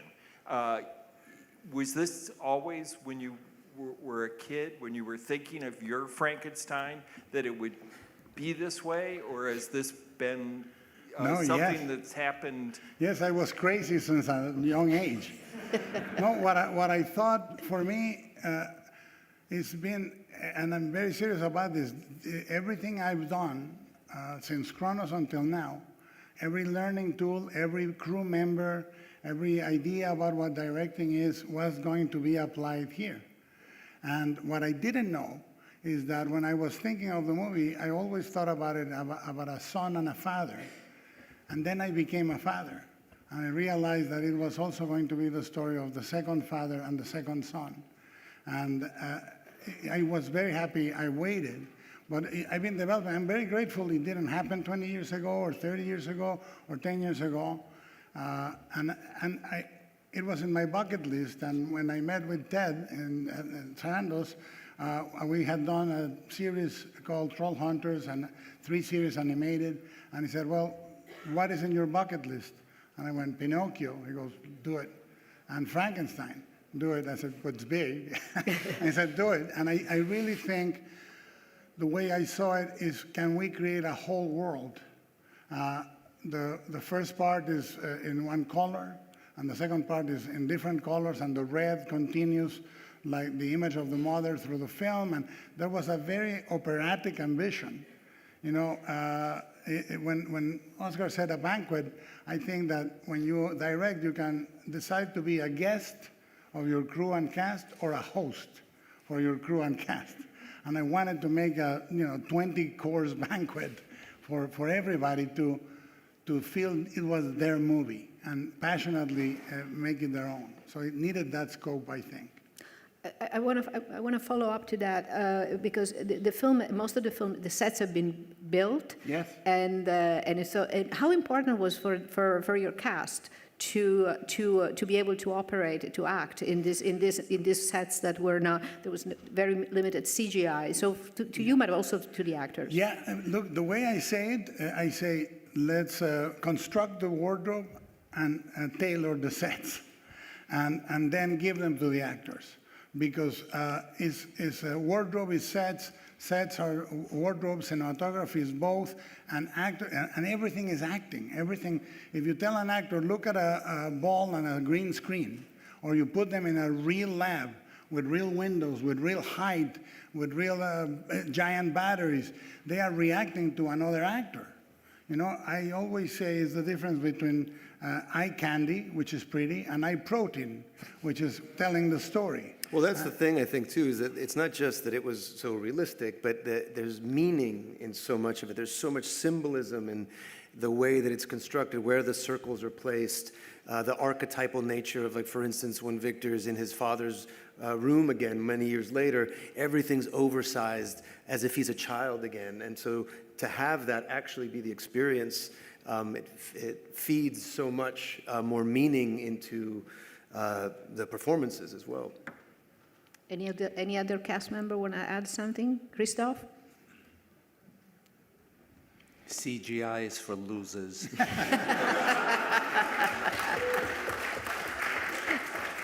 Now, what I do think is when you grab resources as a filmmaker, there's no bad resource. There's badly used resources. So we have digital effects, but you only do it when the limit of the physical has been not an easy solution.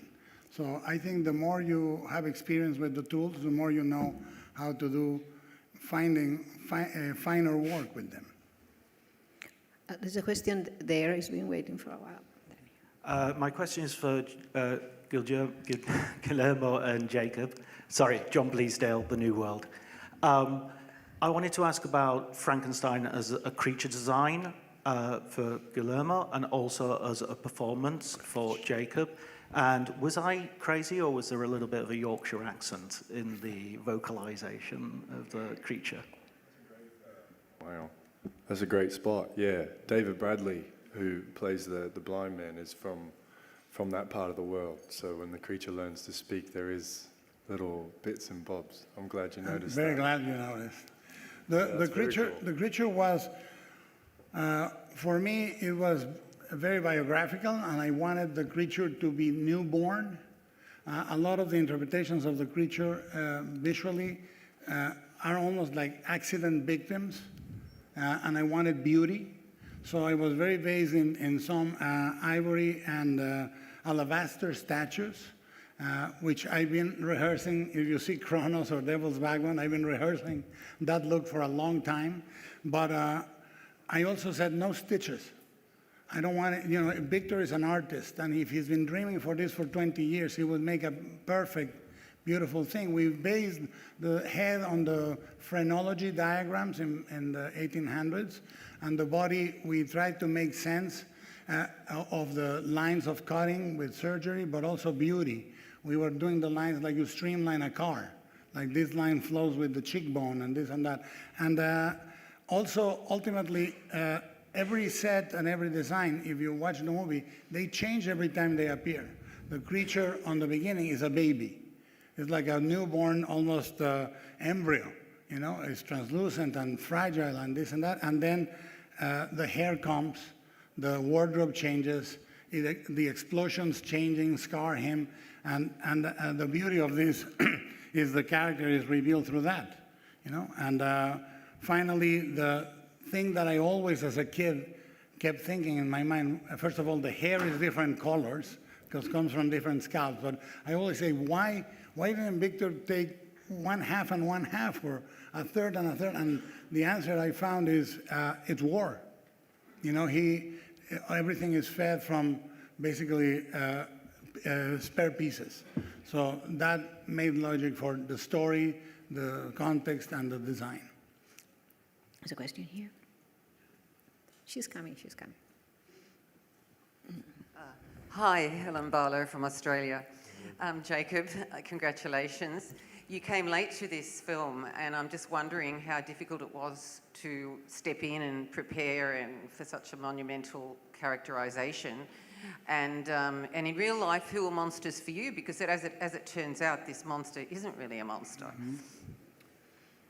Yeah, I had Guillermo came to me pretty late in the process. It was about 9 weeks for him, and I was finishing The Narrow Road to the Deep North with Justin Kurzel in Australia.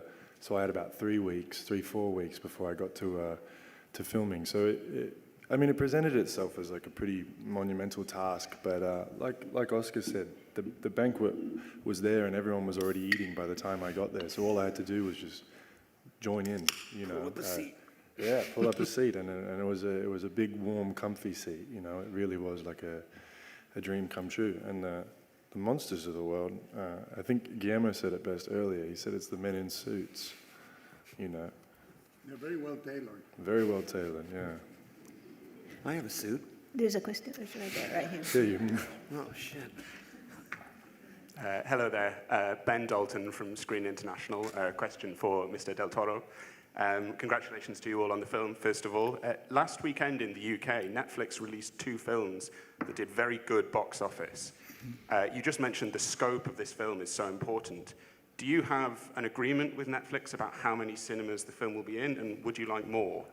Yeah, I mean, look at my size. I always want more of everything. You know, more donuts, more. I have to stop myself. To me, the battle we are going to fight in telling stories is in 2 fronts. Obviously, the size of the screen, but the size of the ideas is very important. The size of the ambition, the size of the artistic hunger that you bring to cinema is a matter of can we reclaim scale? Can we reclaim scale of ideas? Can we challenge ourselves to that? So you know, it's a dialogue, and it's a very fluid dialogue, and I'm very, very happy. You never know what's going to happen. You know, when we released Nightmare Alley, we were released next to Spider-Man and Omicron, the variation of COVID, and we lasted very little. So you never know which format is going to be. What I do know is to reach over 300 million viewers. You take the opportunity and the challenge to make a movie that can transform itself variedly, beautifully, and that evokes that cinema, and then you provide theaters for that on the beginning, and that makes for me a very creative experience. Speaking of creative experience, you have Alexandra, you have a great creative collaboration with Guillermo for many years. So tell us all about the score on this particular one, and what it meant for you also, because you knew it was the project of, you know, it took so long to do, and it was so important to him. Guillermo already said a few things about. Sorry, yeah. Guillermo already said a few things about what the story, you know, really resonates. And it's about father and son, about creating a piece of art, a piece of something, a piece of life. It's, at first when you think Frankenstein, oh, it's a horror movie, and it's nothing like that. It's all about love. It's all about a lyrical score. We started, dreaming about what it could be in the mid-19th century, but of course it had to be music from today. I think lyrical is the best word to use. And Guillermo loves music in his films. There's space for me to express myself, and I think together we kind of expand what is on screen with the music. We try to deepen the emotions, to bring the audience into a deeper world of sadness or tragedy, right? Yeah, and the thing with what we did, if you watch the movie, we went counterintuitive to both with the visuals and the sound. Normally, the construction of the monster, which most of the time you never see, we were very anatomically detailed, but we made it a joyous waltz. It's like a waltz where Victor finally gets to do what he likes. And it's always treated like a horror moment. And I said, no, it's a moment where it has to be musicalized like he's having fun. Yes, there are many spare parts on the floor, but he is having fun. He's delightful on that. And we have a deal, Alexander and I, we have a deal where if it's an important emotional cue, it's not ready until I cry. And because I'm Mexican, I'm very spare with my tears. And it works. Yeah. There's a question right here. She's been waiting for a while. Hi, this is Lisa Forster from DPA. I have a question for Christoph Waltz. Your character in the film tells us something about the fact that in contrast to the supposed monsters, it's often the human beings who behave monstrously. And interestingly, Frankenstein isn't the only film in Venice this year which tells this story, which is probably a reflection on the times we live in. So I wanted to ask you, how do you stay hopeful in today's often monstrous times? I don't. He's Austrian. There's a question here. She's right there. Hi, good morning, Maria Guerra, Quinótico, Spain. Question for Guillermo del Toro. Well, thank you so much. There was happiness this morning in the press screening, and it's so contemporary, your movie. I was wondering whether, it's artificial intelligence, the new Frankenstein? Well, it's not intended as a metaphor for that. For me, what we have to question, we live in a time of terror and intimidation, certainly. And the answer, which art is part of, is love. For me, and forgiveness is part of love, and so many other things. And the central question in the novel from the beginning is, what is it to be human? What makes us human? And there's no more urgent task than to remain human in a time where everything is pushing towards a bipolar understanding of our humanity, and that's not true. It's entirely artificial. The multi-chromatic characteristic of a human being is to be able to be black, white, gray, and all the shades in the middle. And I think that the movie tries to show imperfect characters and the right we have to remain imperfect, and the right we have to understand each other under the most oppressive of circumstances. And it is very biographical to me, but it is, I think, biographical for anyone that tries to preserve their soul in the times we're living in. And to me, artificial intelligence, I'm not afraid of. I'm afraid of natural stupidity, which is much more abundant.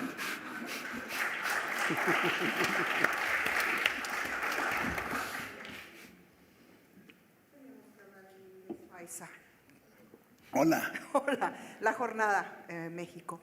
There's so much pain and so much loneliness in the film, but at the end, the forgiveness. Mm-hmm. made them free.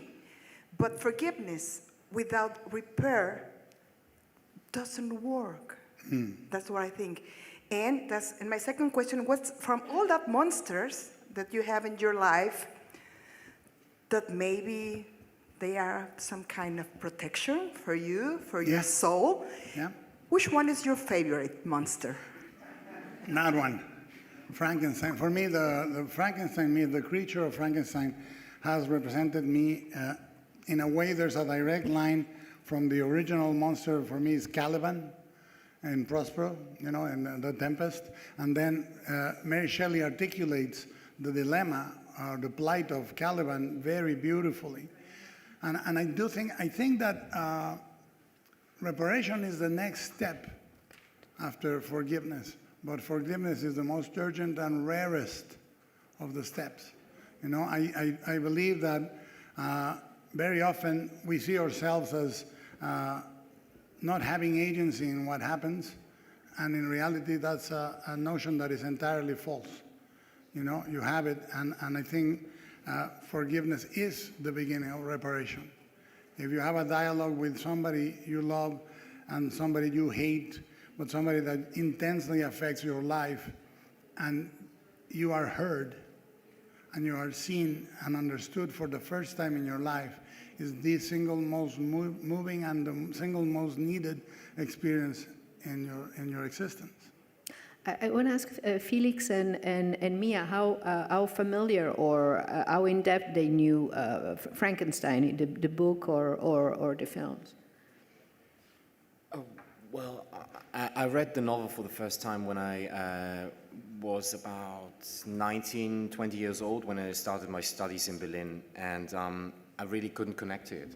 I didn't understand it and I didn't like it. And then just for this project, after Guillermo told me that he wants me to be part of this project, I read it again, and suddenly it connected with me much deeper, much better. And I think it's just age and it's experience in life. And then I read it again, and I read it again, and suddenly you take this deep dive into the material and you just never get out again. I studied it at school, but I didn't remember any of that, as I didn't remember anything else I studied at school. When Guillermo invited me to be a part of this movie, I read the book again, and I was incredibly moved by it. I think one of the things that spoke to me the loudest was,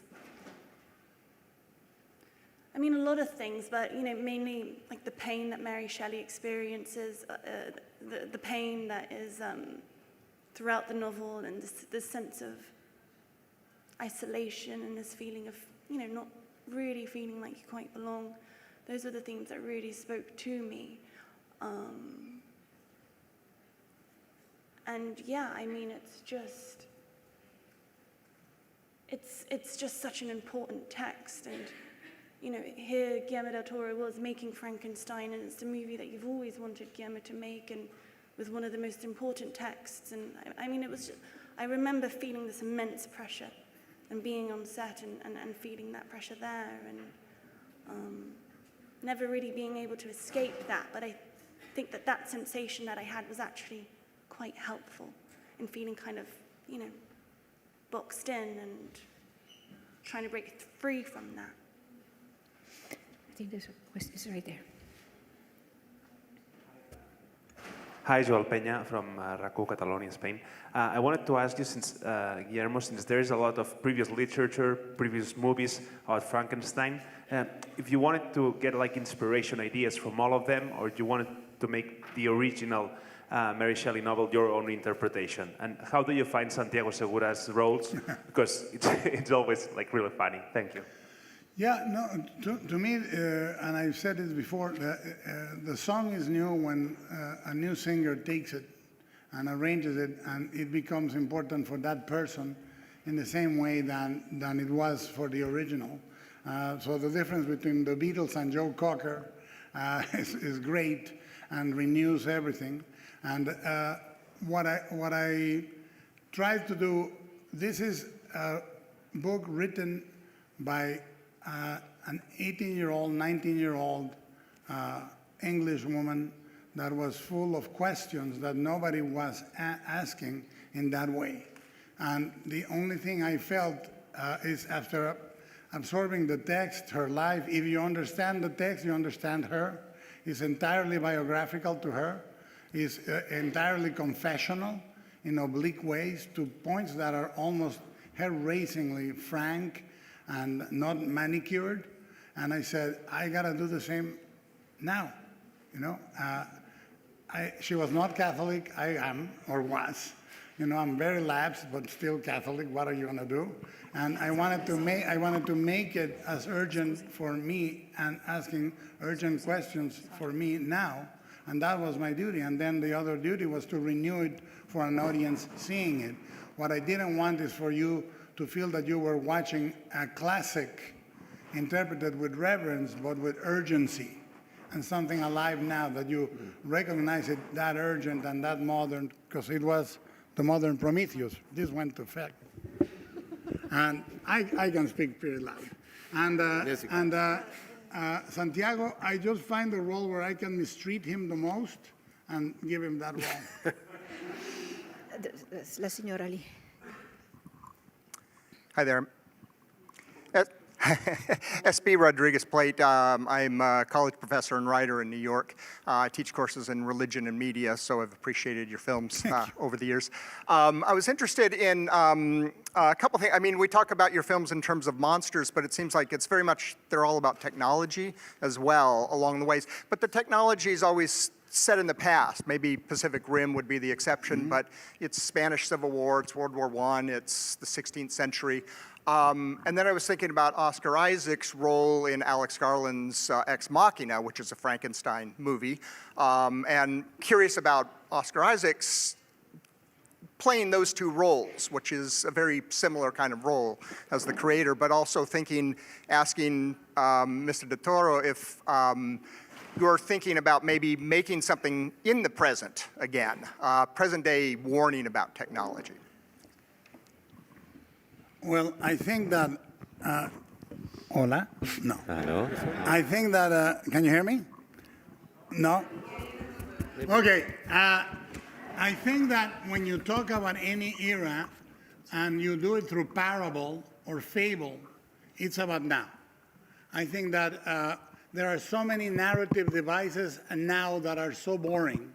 Cell phones, computers, Google, any of those things are, I think, very hindering in telling a story that I'm interested in. So I talk about today through that. Parable is not meant to be direct. Parable is meant to be oblique, to provoke an insight. And I think that because of my Catholic upbringing, I'm very attracted to parable because it's an incredible tool for not teaching but self-reflection. And it's not trying to give you the answers, but comes from experience and belief, meaning you are articulating things that you yourself are very passionate about. So for me, as a storyteller, I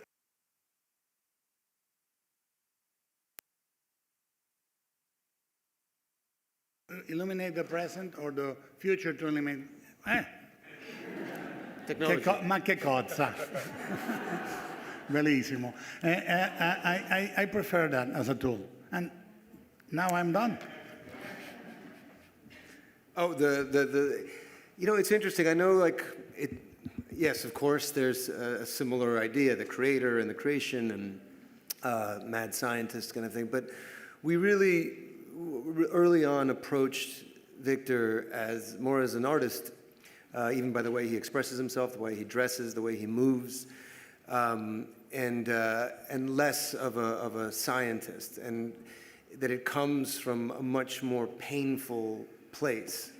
And I think ultimately it is about outsiders, people that feel on the outside. I know I certainly, even thinking again about that initial question of the type of roles that I tend to get attracted to, I think I've always felt kind of behind a glass darkly, not really participating in existence, but just right on the outside. So this film feels particularly personal in that way. I think also it asks, like, how do you live with a broken heart? And what do you do with a broken heart? And often cruelty happens out of broken hearts. But what, and it seems trite, but it really does move to that place of, everything that is happening is coming from a place of trying to control the aftermath of having a heart just completely broken. And so in that way, Victor feels like a very different, much more in some ways just sensual and pleasurable of a character as well. There is a great line for me in the movie that Elizabeth says, that like most tyrants, he believes himself to be a victim. If you talk to the great despots in history, they will tell them they are the underdog. They will tell you, oh no, I was, and it's a tragedy that is a lack of insight. That's all. A lack of insight is a lack of communication. There's a signora qua che... Thank you, Alina Trabatoni, People Magazine. This is a question either for Jordan or Oscar, whoever's got a strong opinion on this. Frankenstein's been, reinterpreted many, many times. What was your personal connection to this particular revisitation that got you involved in the project? And also, if you had to create a monster from your teammates, from your castmates, what qualities would you use and why?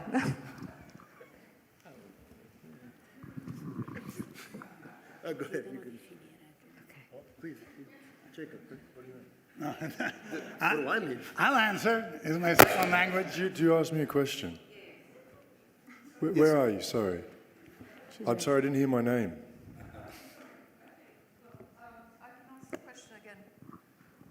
So the question was either for you or for Oscar, whoever's got a strong opinion on this. Frankenstein's been reinterpreted many times over the decades.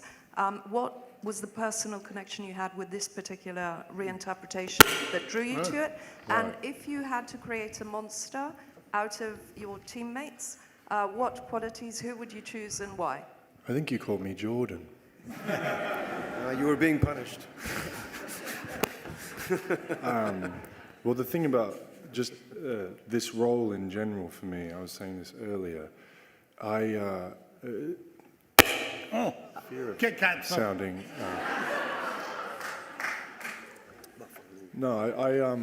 The reason I was drawn to it is it's a vessel that I could put every sort of part of myself into, from everything that's unconscious from the moment that I was born to being here with you today. All of it is in that character, and in so many ways, the creature that's on screen in this movie is the sort of purest form of myself. He's more me than I am, and I think as a performer, if you can achieve that in something that you think you're going to get lost in, if you can find yourself in a character that you plan to get lost in, I think that's like a really beautiful thing that can happen, and that's what happened to me, and I'm only realizing that now, sort of in hindsight, and I don't really understand the rest of your question, so that'll be... I apologize for the mics and also because we have to finish. I think we ran out of time. I ran out of microphones. Thank you, everybody. They're gone. Ci vediamo pronto.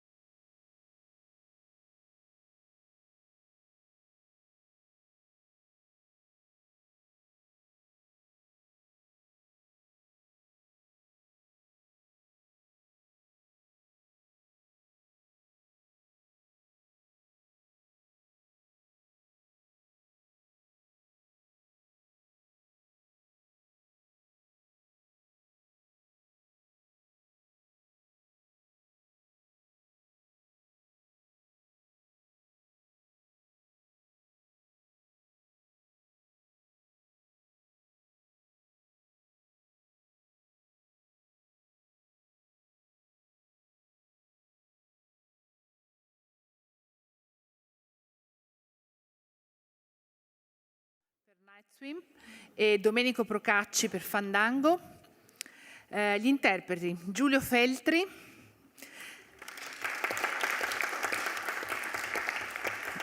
Romana Maggiora Vergano, Michele Riondino e il regista e sceneggiatore Paolo Strippoli.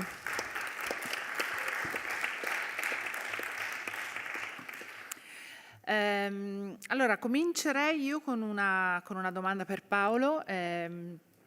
Abbiamo visto una sorta di coming of age, però diciamo dalle regole abbastanza stravolte. Cosa ti interessava mettere a fuoco in particolare quando hai pensato al genere e a questa storia?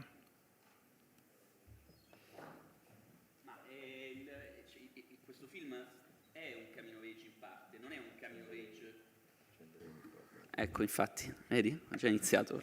Allora, questo film è un coming of age in parte ed è un coming of age di due personaggi, il personaggio di Matteo e il personaggio di Sergio. Il personaggio di Matteo è un ragazzino a cui hanno affibbiato l'appellativo del santo, lo chiamano santo. Quando qualcuno ti chiama santo, quando qualcuno ti dà una responsabilità così grande, è difficile trovare una propria identità. Però lui ha 15 anni e 15 anni uno deve cercarsi ed è la storia di un ragazzino che fa molta fatica a cercarsi, ha smesso di cercarsi, non ha nemmeno iniziato, non ci ha nemmeno provato. Poi arriva un uomo e anche per lui è un coming of age perché è un uomo completamente svuotato che deve ritrovarla una sua identità dopo che la vita gli ha tolto tutto e insieme inizieranno questo percorso di crescita attraverso la reciproca conoscenza, attraverso la compensazione l'uno dell'altro. Uno cerca una figura paterna, un mentore, l'altro cerca un figlio. E questo rapporto così bello e commovente a tratti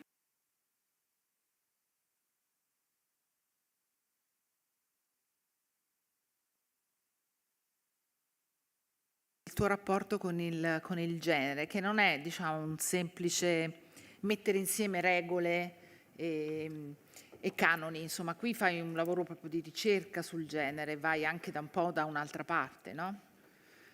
Sì, io penso che, sai, il genere è facile va da un'altra parte, il genere è un racconto che si presta in maniera facile ma anche necessaria all'ibridazione, o almeno questo è come lo vedo io e soprattutto un po' la definizione che rispecchia l'horror che mi piace. L'horror nasce dal gotico, il gotico racconta di personaggi ordinari in situazioni straordinarie. Quando racconti personaggi ordinari devi raccontare personaggi che stanno nel mondo. Per raccontare personaggi che stanno nel mondo devi attraversarli altri generi. Molto spesso si ibrida col genere drammatico, ogni tanto con la commedia, ma il genere horror è un meraviglioso, una meravigliosa possibilità di fare cinema perché è uno dei generi più liberi e quindi forse anche uno di quelli che si presta di più a interpretare la contemporaneità. Se non si fa questo, non peraltro è sempre stato uno dei generi più politici in assoluti, se non si fa questo, secondo me è un'occasione persa. Certo. Allora, ci sono già delle domande? Sì, prego. La signora qui davanti prima, grazie. Buongiorno, Sara D'Ascenzo del Corriere del Veneto. Volevo chiedere quanto hanno influito le ambientazioni nella resa del film, nella costruzione anche del film, che aveva una sceneggiatura forte, però magari c'è stata una contaminazione, un accrescimento, non lo so. E poi la provincia si presta in particolare e il piccolo si presta in particolare a un tipo di narrazione horror per la sua chiusura e per la sua comunità impermeabile allo straniero, all'estraneo? Ma questa è inevitabilmente una storia di provincia. Non doveva essere per forza una storia di provincia montana, però c'è questa immagine, questo simbolo nel film che ricorre, e per me era importante, che è il simbolo dell'abbraccio, e con gli sceneggiatori, oggi abbiamo qui anche Jacopo del giudice con cui l'ho scritto, e se non ricordo male parlavamo proprio di questo all'inizio. Perché la montagna? La montagna ha una caratteristica, è un abbraccio avvolgente, sempre. Noi abbiamo cercato una montagna in particolare. Con il produttore esecutivo del film, Ivan Fiorini, ricordo che abbiamo fatto tanti sopralluoghi in Nord Italia. Alla fine ci siamo fermati in Friuli, sulle Dolomiti friulane, e lì abbiamo trovato Sappada, dove sono girati quasi tutti gli esterni del film. Noi abbiamo girato tra Treviso e Sappada, ma Sappada è l'immagine di Remis, e Sappada ha questa caratteristica, è questa montagna che è molto prossima, hai questo sfondo, sei schiacciato dalla montagna, e quindi è davvero un abbraccio. È un abbraccio meraviglioso, bellissimo da un punto di vista paesaggistico, ma anche molto inquietante, opprimente, ti isola. Il signore lì.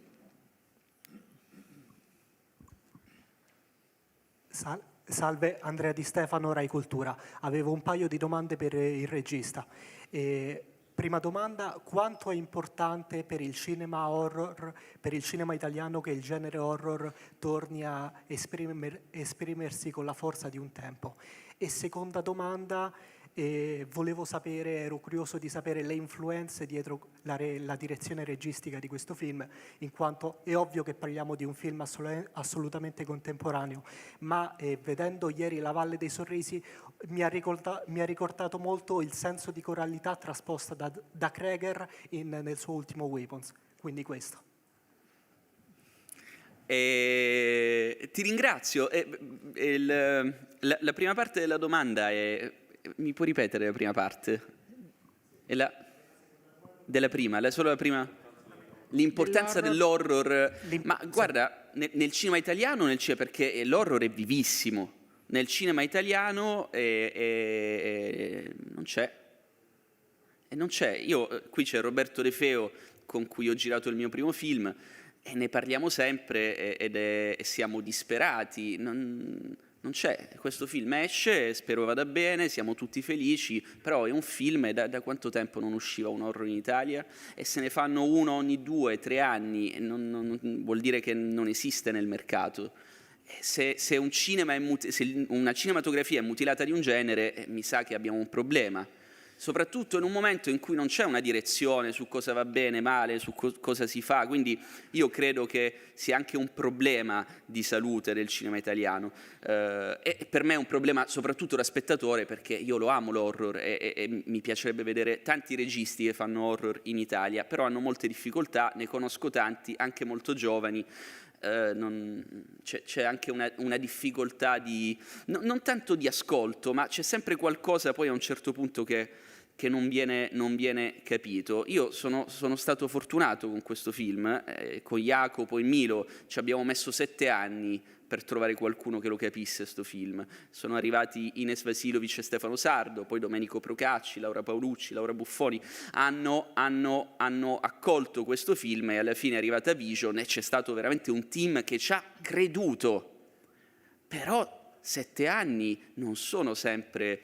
come dire, deve avere un po' di pazienza, deve avere un po' di pazienza, e sarebbe bello che se ne facessero di più di horror e di diverso tipo, anche per una questione di salute generale del nostro cinema. Ma tanto stanno tanti generi che mancano nel nostro cinema, quindi ora parliamo di horror perché siamo tutti appassionati, io perlomeno sono appassionato, però ci sarebbe una riflessione da fare su quanto il nostro cinema sia variegato.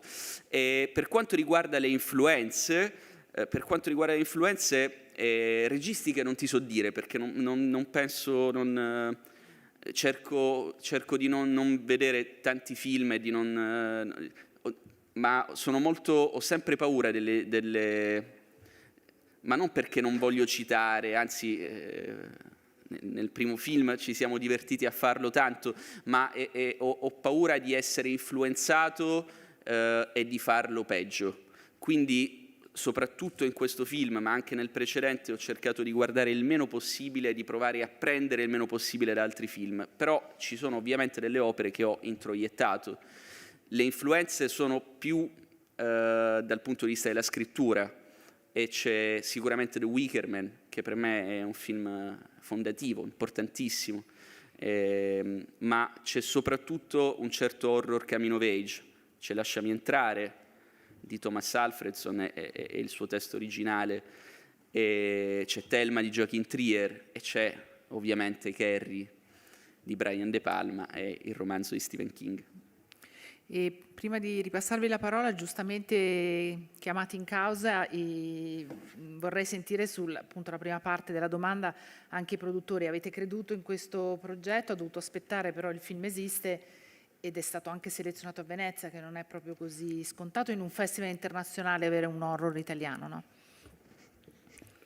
Sì, vabbè, comincio io solo per ricostruire l'iter produttivo del film, che è partito da Night Swim, da me e Ines. Io ero giurato al premio Solinas, che è importantissimo citare perché proprio nella catena di selezione delle idee a volte serve un ente altro per generare un'occasione a un progetto così diverso dalla normalità produttiva del nostro paese. Nel premio Solinas si è giurati senza conoscere gli autori e si premia la storia per il sapore che c'ha, per quello che ti dice. E quello che mi aveva colpito, io spinsi molto perché vincesse il premio miglior soggetto, fu la maturità di questo soggetto, l'originalità, la capacità di portare a compimento un'idea molto balorda senza mai dimenticarsi i sentimenti e la coerenza.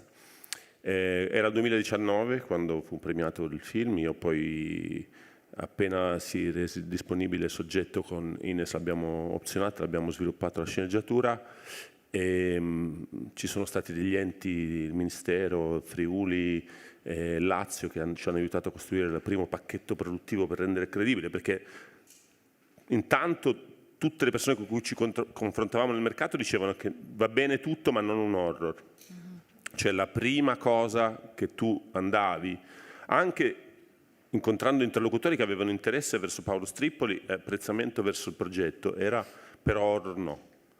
E quindi a questo punto è stato fondamentale poter avere una partnership con Fandango prima e poi con Vision oggi, perché senza di loro il film non saremmo riusciti a costruirlo, e il fatto che l'abbiamo costruito insieme secondo me ha dato al film un'occasione di essere ciò che aveva nelle potenzialità di essere, e diciamo che la selezione di Venezia ha dato a questa possibilità una voce in più. Adesso c'è un autore, e non è semplicemente un autore horror, c'è un autore e c'è un film da giudicare come tale.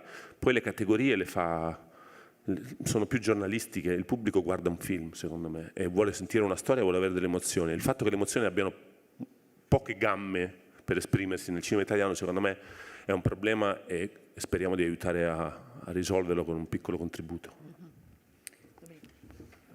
Allora, seguiamo la cronologia, quindi dopo di me Massimo. In realtà il rapporto con Paolo è nato da distributori. Noi abbiamo distribuito Piove, il suo precedente film, quello un horror, e devo confessare a Gianluca Pignataro che mi sollecitava la visione del film, no? E io continuavo a rimandare la visione del film perché non sono tra gli amanti dell'horror, cioè io sono tra quelli di cui parlavo prima, che quando si sentono dire questo è un horror, dico no, cazzo, un horror, no. perché non sono un amante del genere, soprattutto se poi l'horror va verso lo splatter, proprio là non ci sto proprio. Detto questo, ho visto il film e nel film ho trovato una regia molto interessante, e poi ho letto non solo questo copione ma anche altre cose scritte da Paolo, anche con sceneggiatori diversi, e secondo me Paolo è un talento limpido, anche facile da capire, non serviva essere... e quindi lì siamo partiti con l'idea e con un lavoro fatto un po' cercando di allontanarlo dall'horror senza riuscirci, di allontanarlo un po' dall'horror, perché poi in realtà io non lo considero un horror puro questo film, è qualcosa di diverso, secondo me è qualcosa di più. abbiamo lavorato bene, non saremmo stati in grado di fare questo film senza Vision. Abbiamo avuto subito, invece, anzi prima ancora che arrivassimo noi, l'appoggio del Ministero, Lazio International, una coproduzione, come si chiama la società di coproduzione? SPOC, giusto? E la regione, la Film Commission del Friuli, che va tutto bene, ma senza poi l'intervento di Vision il film non saremmo stati in grado di farlo, e questo non era un film che si potesse fare con meno. Penso che ogni film poi abbia bisogno del suo budget. A volte vediamo anche dei film che hanno un budget eccessivo rispetto a quello che poi servirebbe. In questo caso no, in questo caso spero che il film abbia avuto tutto quello di cui c'era bisogno. Sono felicissimo di questo film, felicissimo del cast sia tecnico che artistico che poi il film ha avuto, quindi insomma per me tutto bene. Massimo, vuoi aggiungere brevemente qualcosa? Molto brevemente, ma i film nascono sempre con la possibilità che vari elementi si possano incrociare nel momento giusto. Io avevo un desiderio, che era quello di lavorare con Domenico, perché per me Domenico è una persona importante e ne parlo non solo per il lavoro che faccio, ne parlo proprio come spettatore. Cioè, Domenico Procacci è un produttore che per me come persona è stato estremamente importante. E Domenico mi ha portato... Ora se dici sono cresciuto vedendo i tuoi film... No, sono cresciuto come persona, ero già abbastanza cresciuto, Domenico, tranquillo. E Domenico mi ha portato questo progetto e per me era assolutamente necessario. Dal mio punto di vista noi abbiamo una grande responsabilità. La prima, quella più importante, è di provare a trovare dei nuovi autori. E Paolo è un nuovo autore italiano importante e vedremo tantissimi bei film che lui farà nei prossimi anni, e di questo chiaramente sono contento di aver partecipato per una piccola parte nel suo percorso artistico. L'altra cosa sono i generi. Noi abbiamo bisogno dei generi e abbiamo bisogno anche del genere horror, che è un genere di grandissimo successo a livello mondiale. Ha da un punto di vista industriale delle caratteristiche molto molto interessanti, è uno dei pochi generi che dà la possibilità di pianificare, di prevedere, ha un'audience molto, molto chiara, molto precisa. Questa cosa è assodata in tutto il mondo, stranamente tranne in Italia, quindi insomma la faccenda dovevamo provare a colmarla, e io penso che con questo film stiamo dando il nostro piccolo contributo. Grazie. Sì, una domanda lì, il signore. Ecco, appunto, per il casting magari mi incuriosiva proprio l'idea romana, che ho visto, insomma, negli ultimi anni si è dedicata ha partecipato a dei film di un certo tipo, magari un po' ambientati nel passato, penso anche al tempo che ci vuole, e c'è ancora domani, ma lo stesso Michele, cosa vi ha affascinato di questo ruolo, visto che probabilmente io lo devo vedere stanotte, anzi più che stasera, quindi sono un po' curioso. Michele, visto un po' di volte a teatro, al piccolo, quindi grazie. casting teatrale a go-go, quindi mi incuriosiva questa vicenda legata agli attori.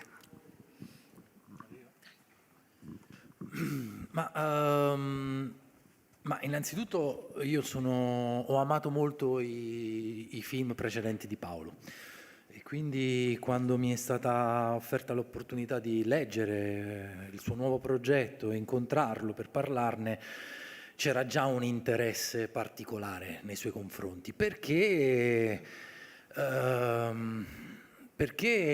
ritengo che Paolo sia un regista che utilizza un genere per poter allargare lo spettro e parlare di qualcosa di più concreto e reale che magari un film puramente horror potrebbe dare.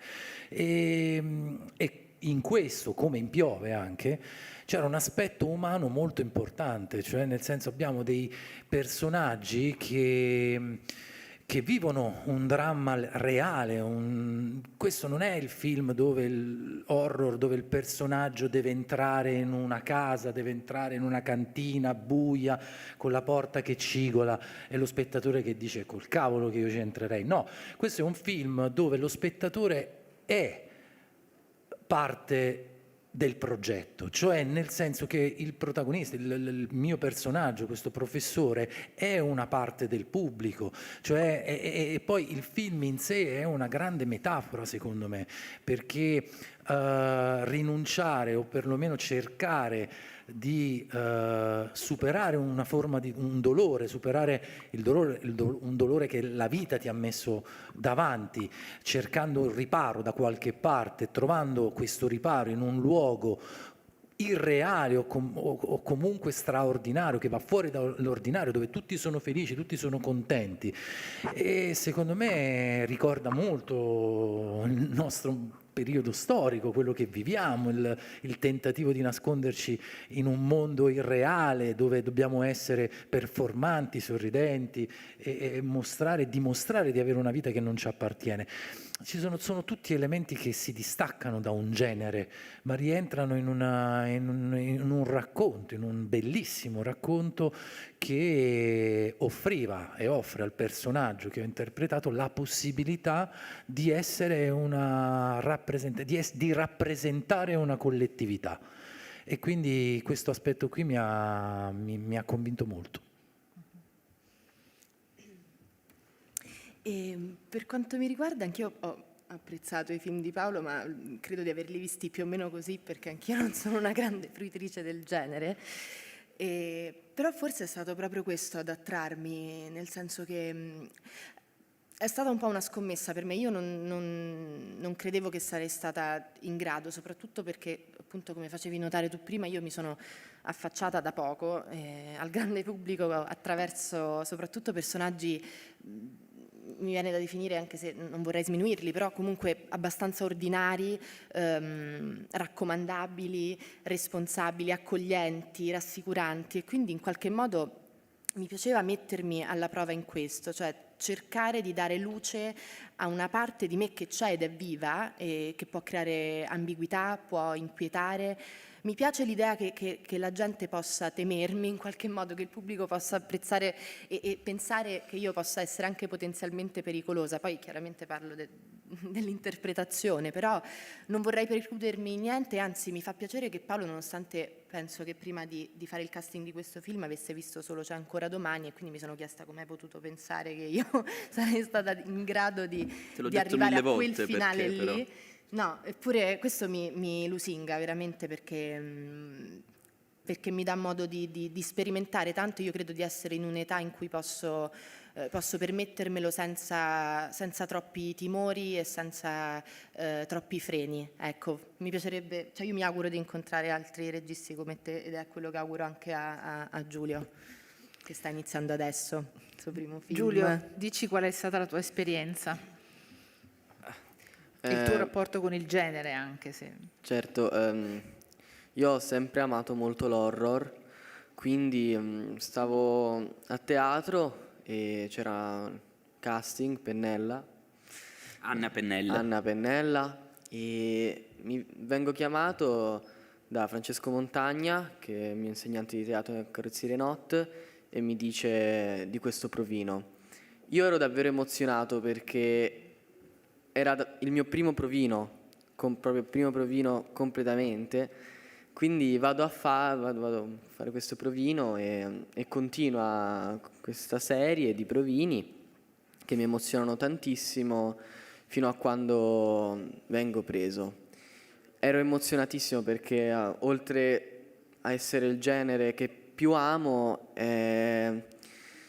era un sogno, cioè non me l'aspettavo che poi arrivasse così presto, e poi è arrivato con un film scritto da grandissimi, da Milo Tissone, Jacopo Del Giudice, Paolo Strippoli, proprio gente che davvero bravissima, non c'è molto da dire, quindi ero davvero grato, poi è pure essere entrato in questo cast con Michele che mi ha sempre supportato, con Romana che nonostante purtroppo non abbiamo scene, anche se abbiamo insistito, anche lei comunque mi ha sempre aiutato nei momenti più difficili dove avevo molta ansia, e anche molto Paolo Piero Bon che durante le scene più difficili è sempre rimasto paziente, non mi ha mai messo ansie e non mi ha mai proprio messo le mani addosso. non mi ha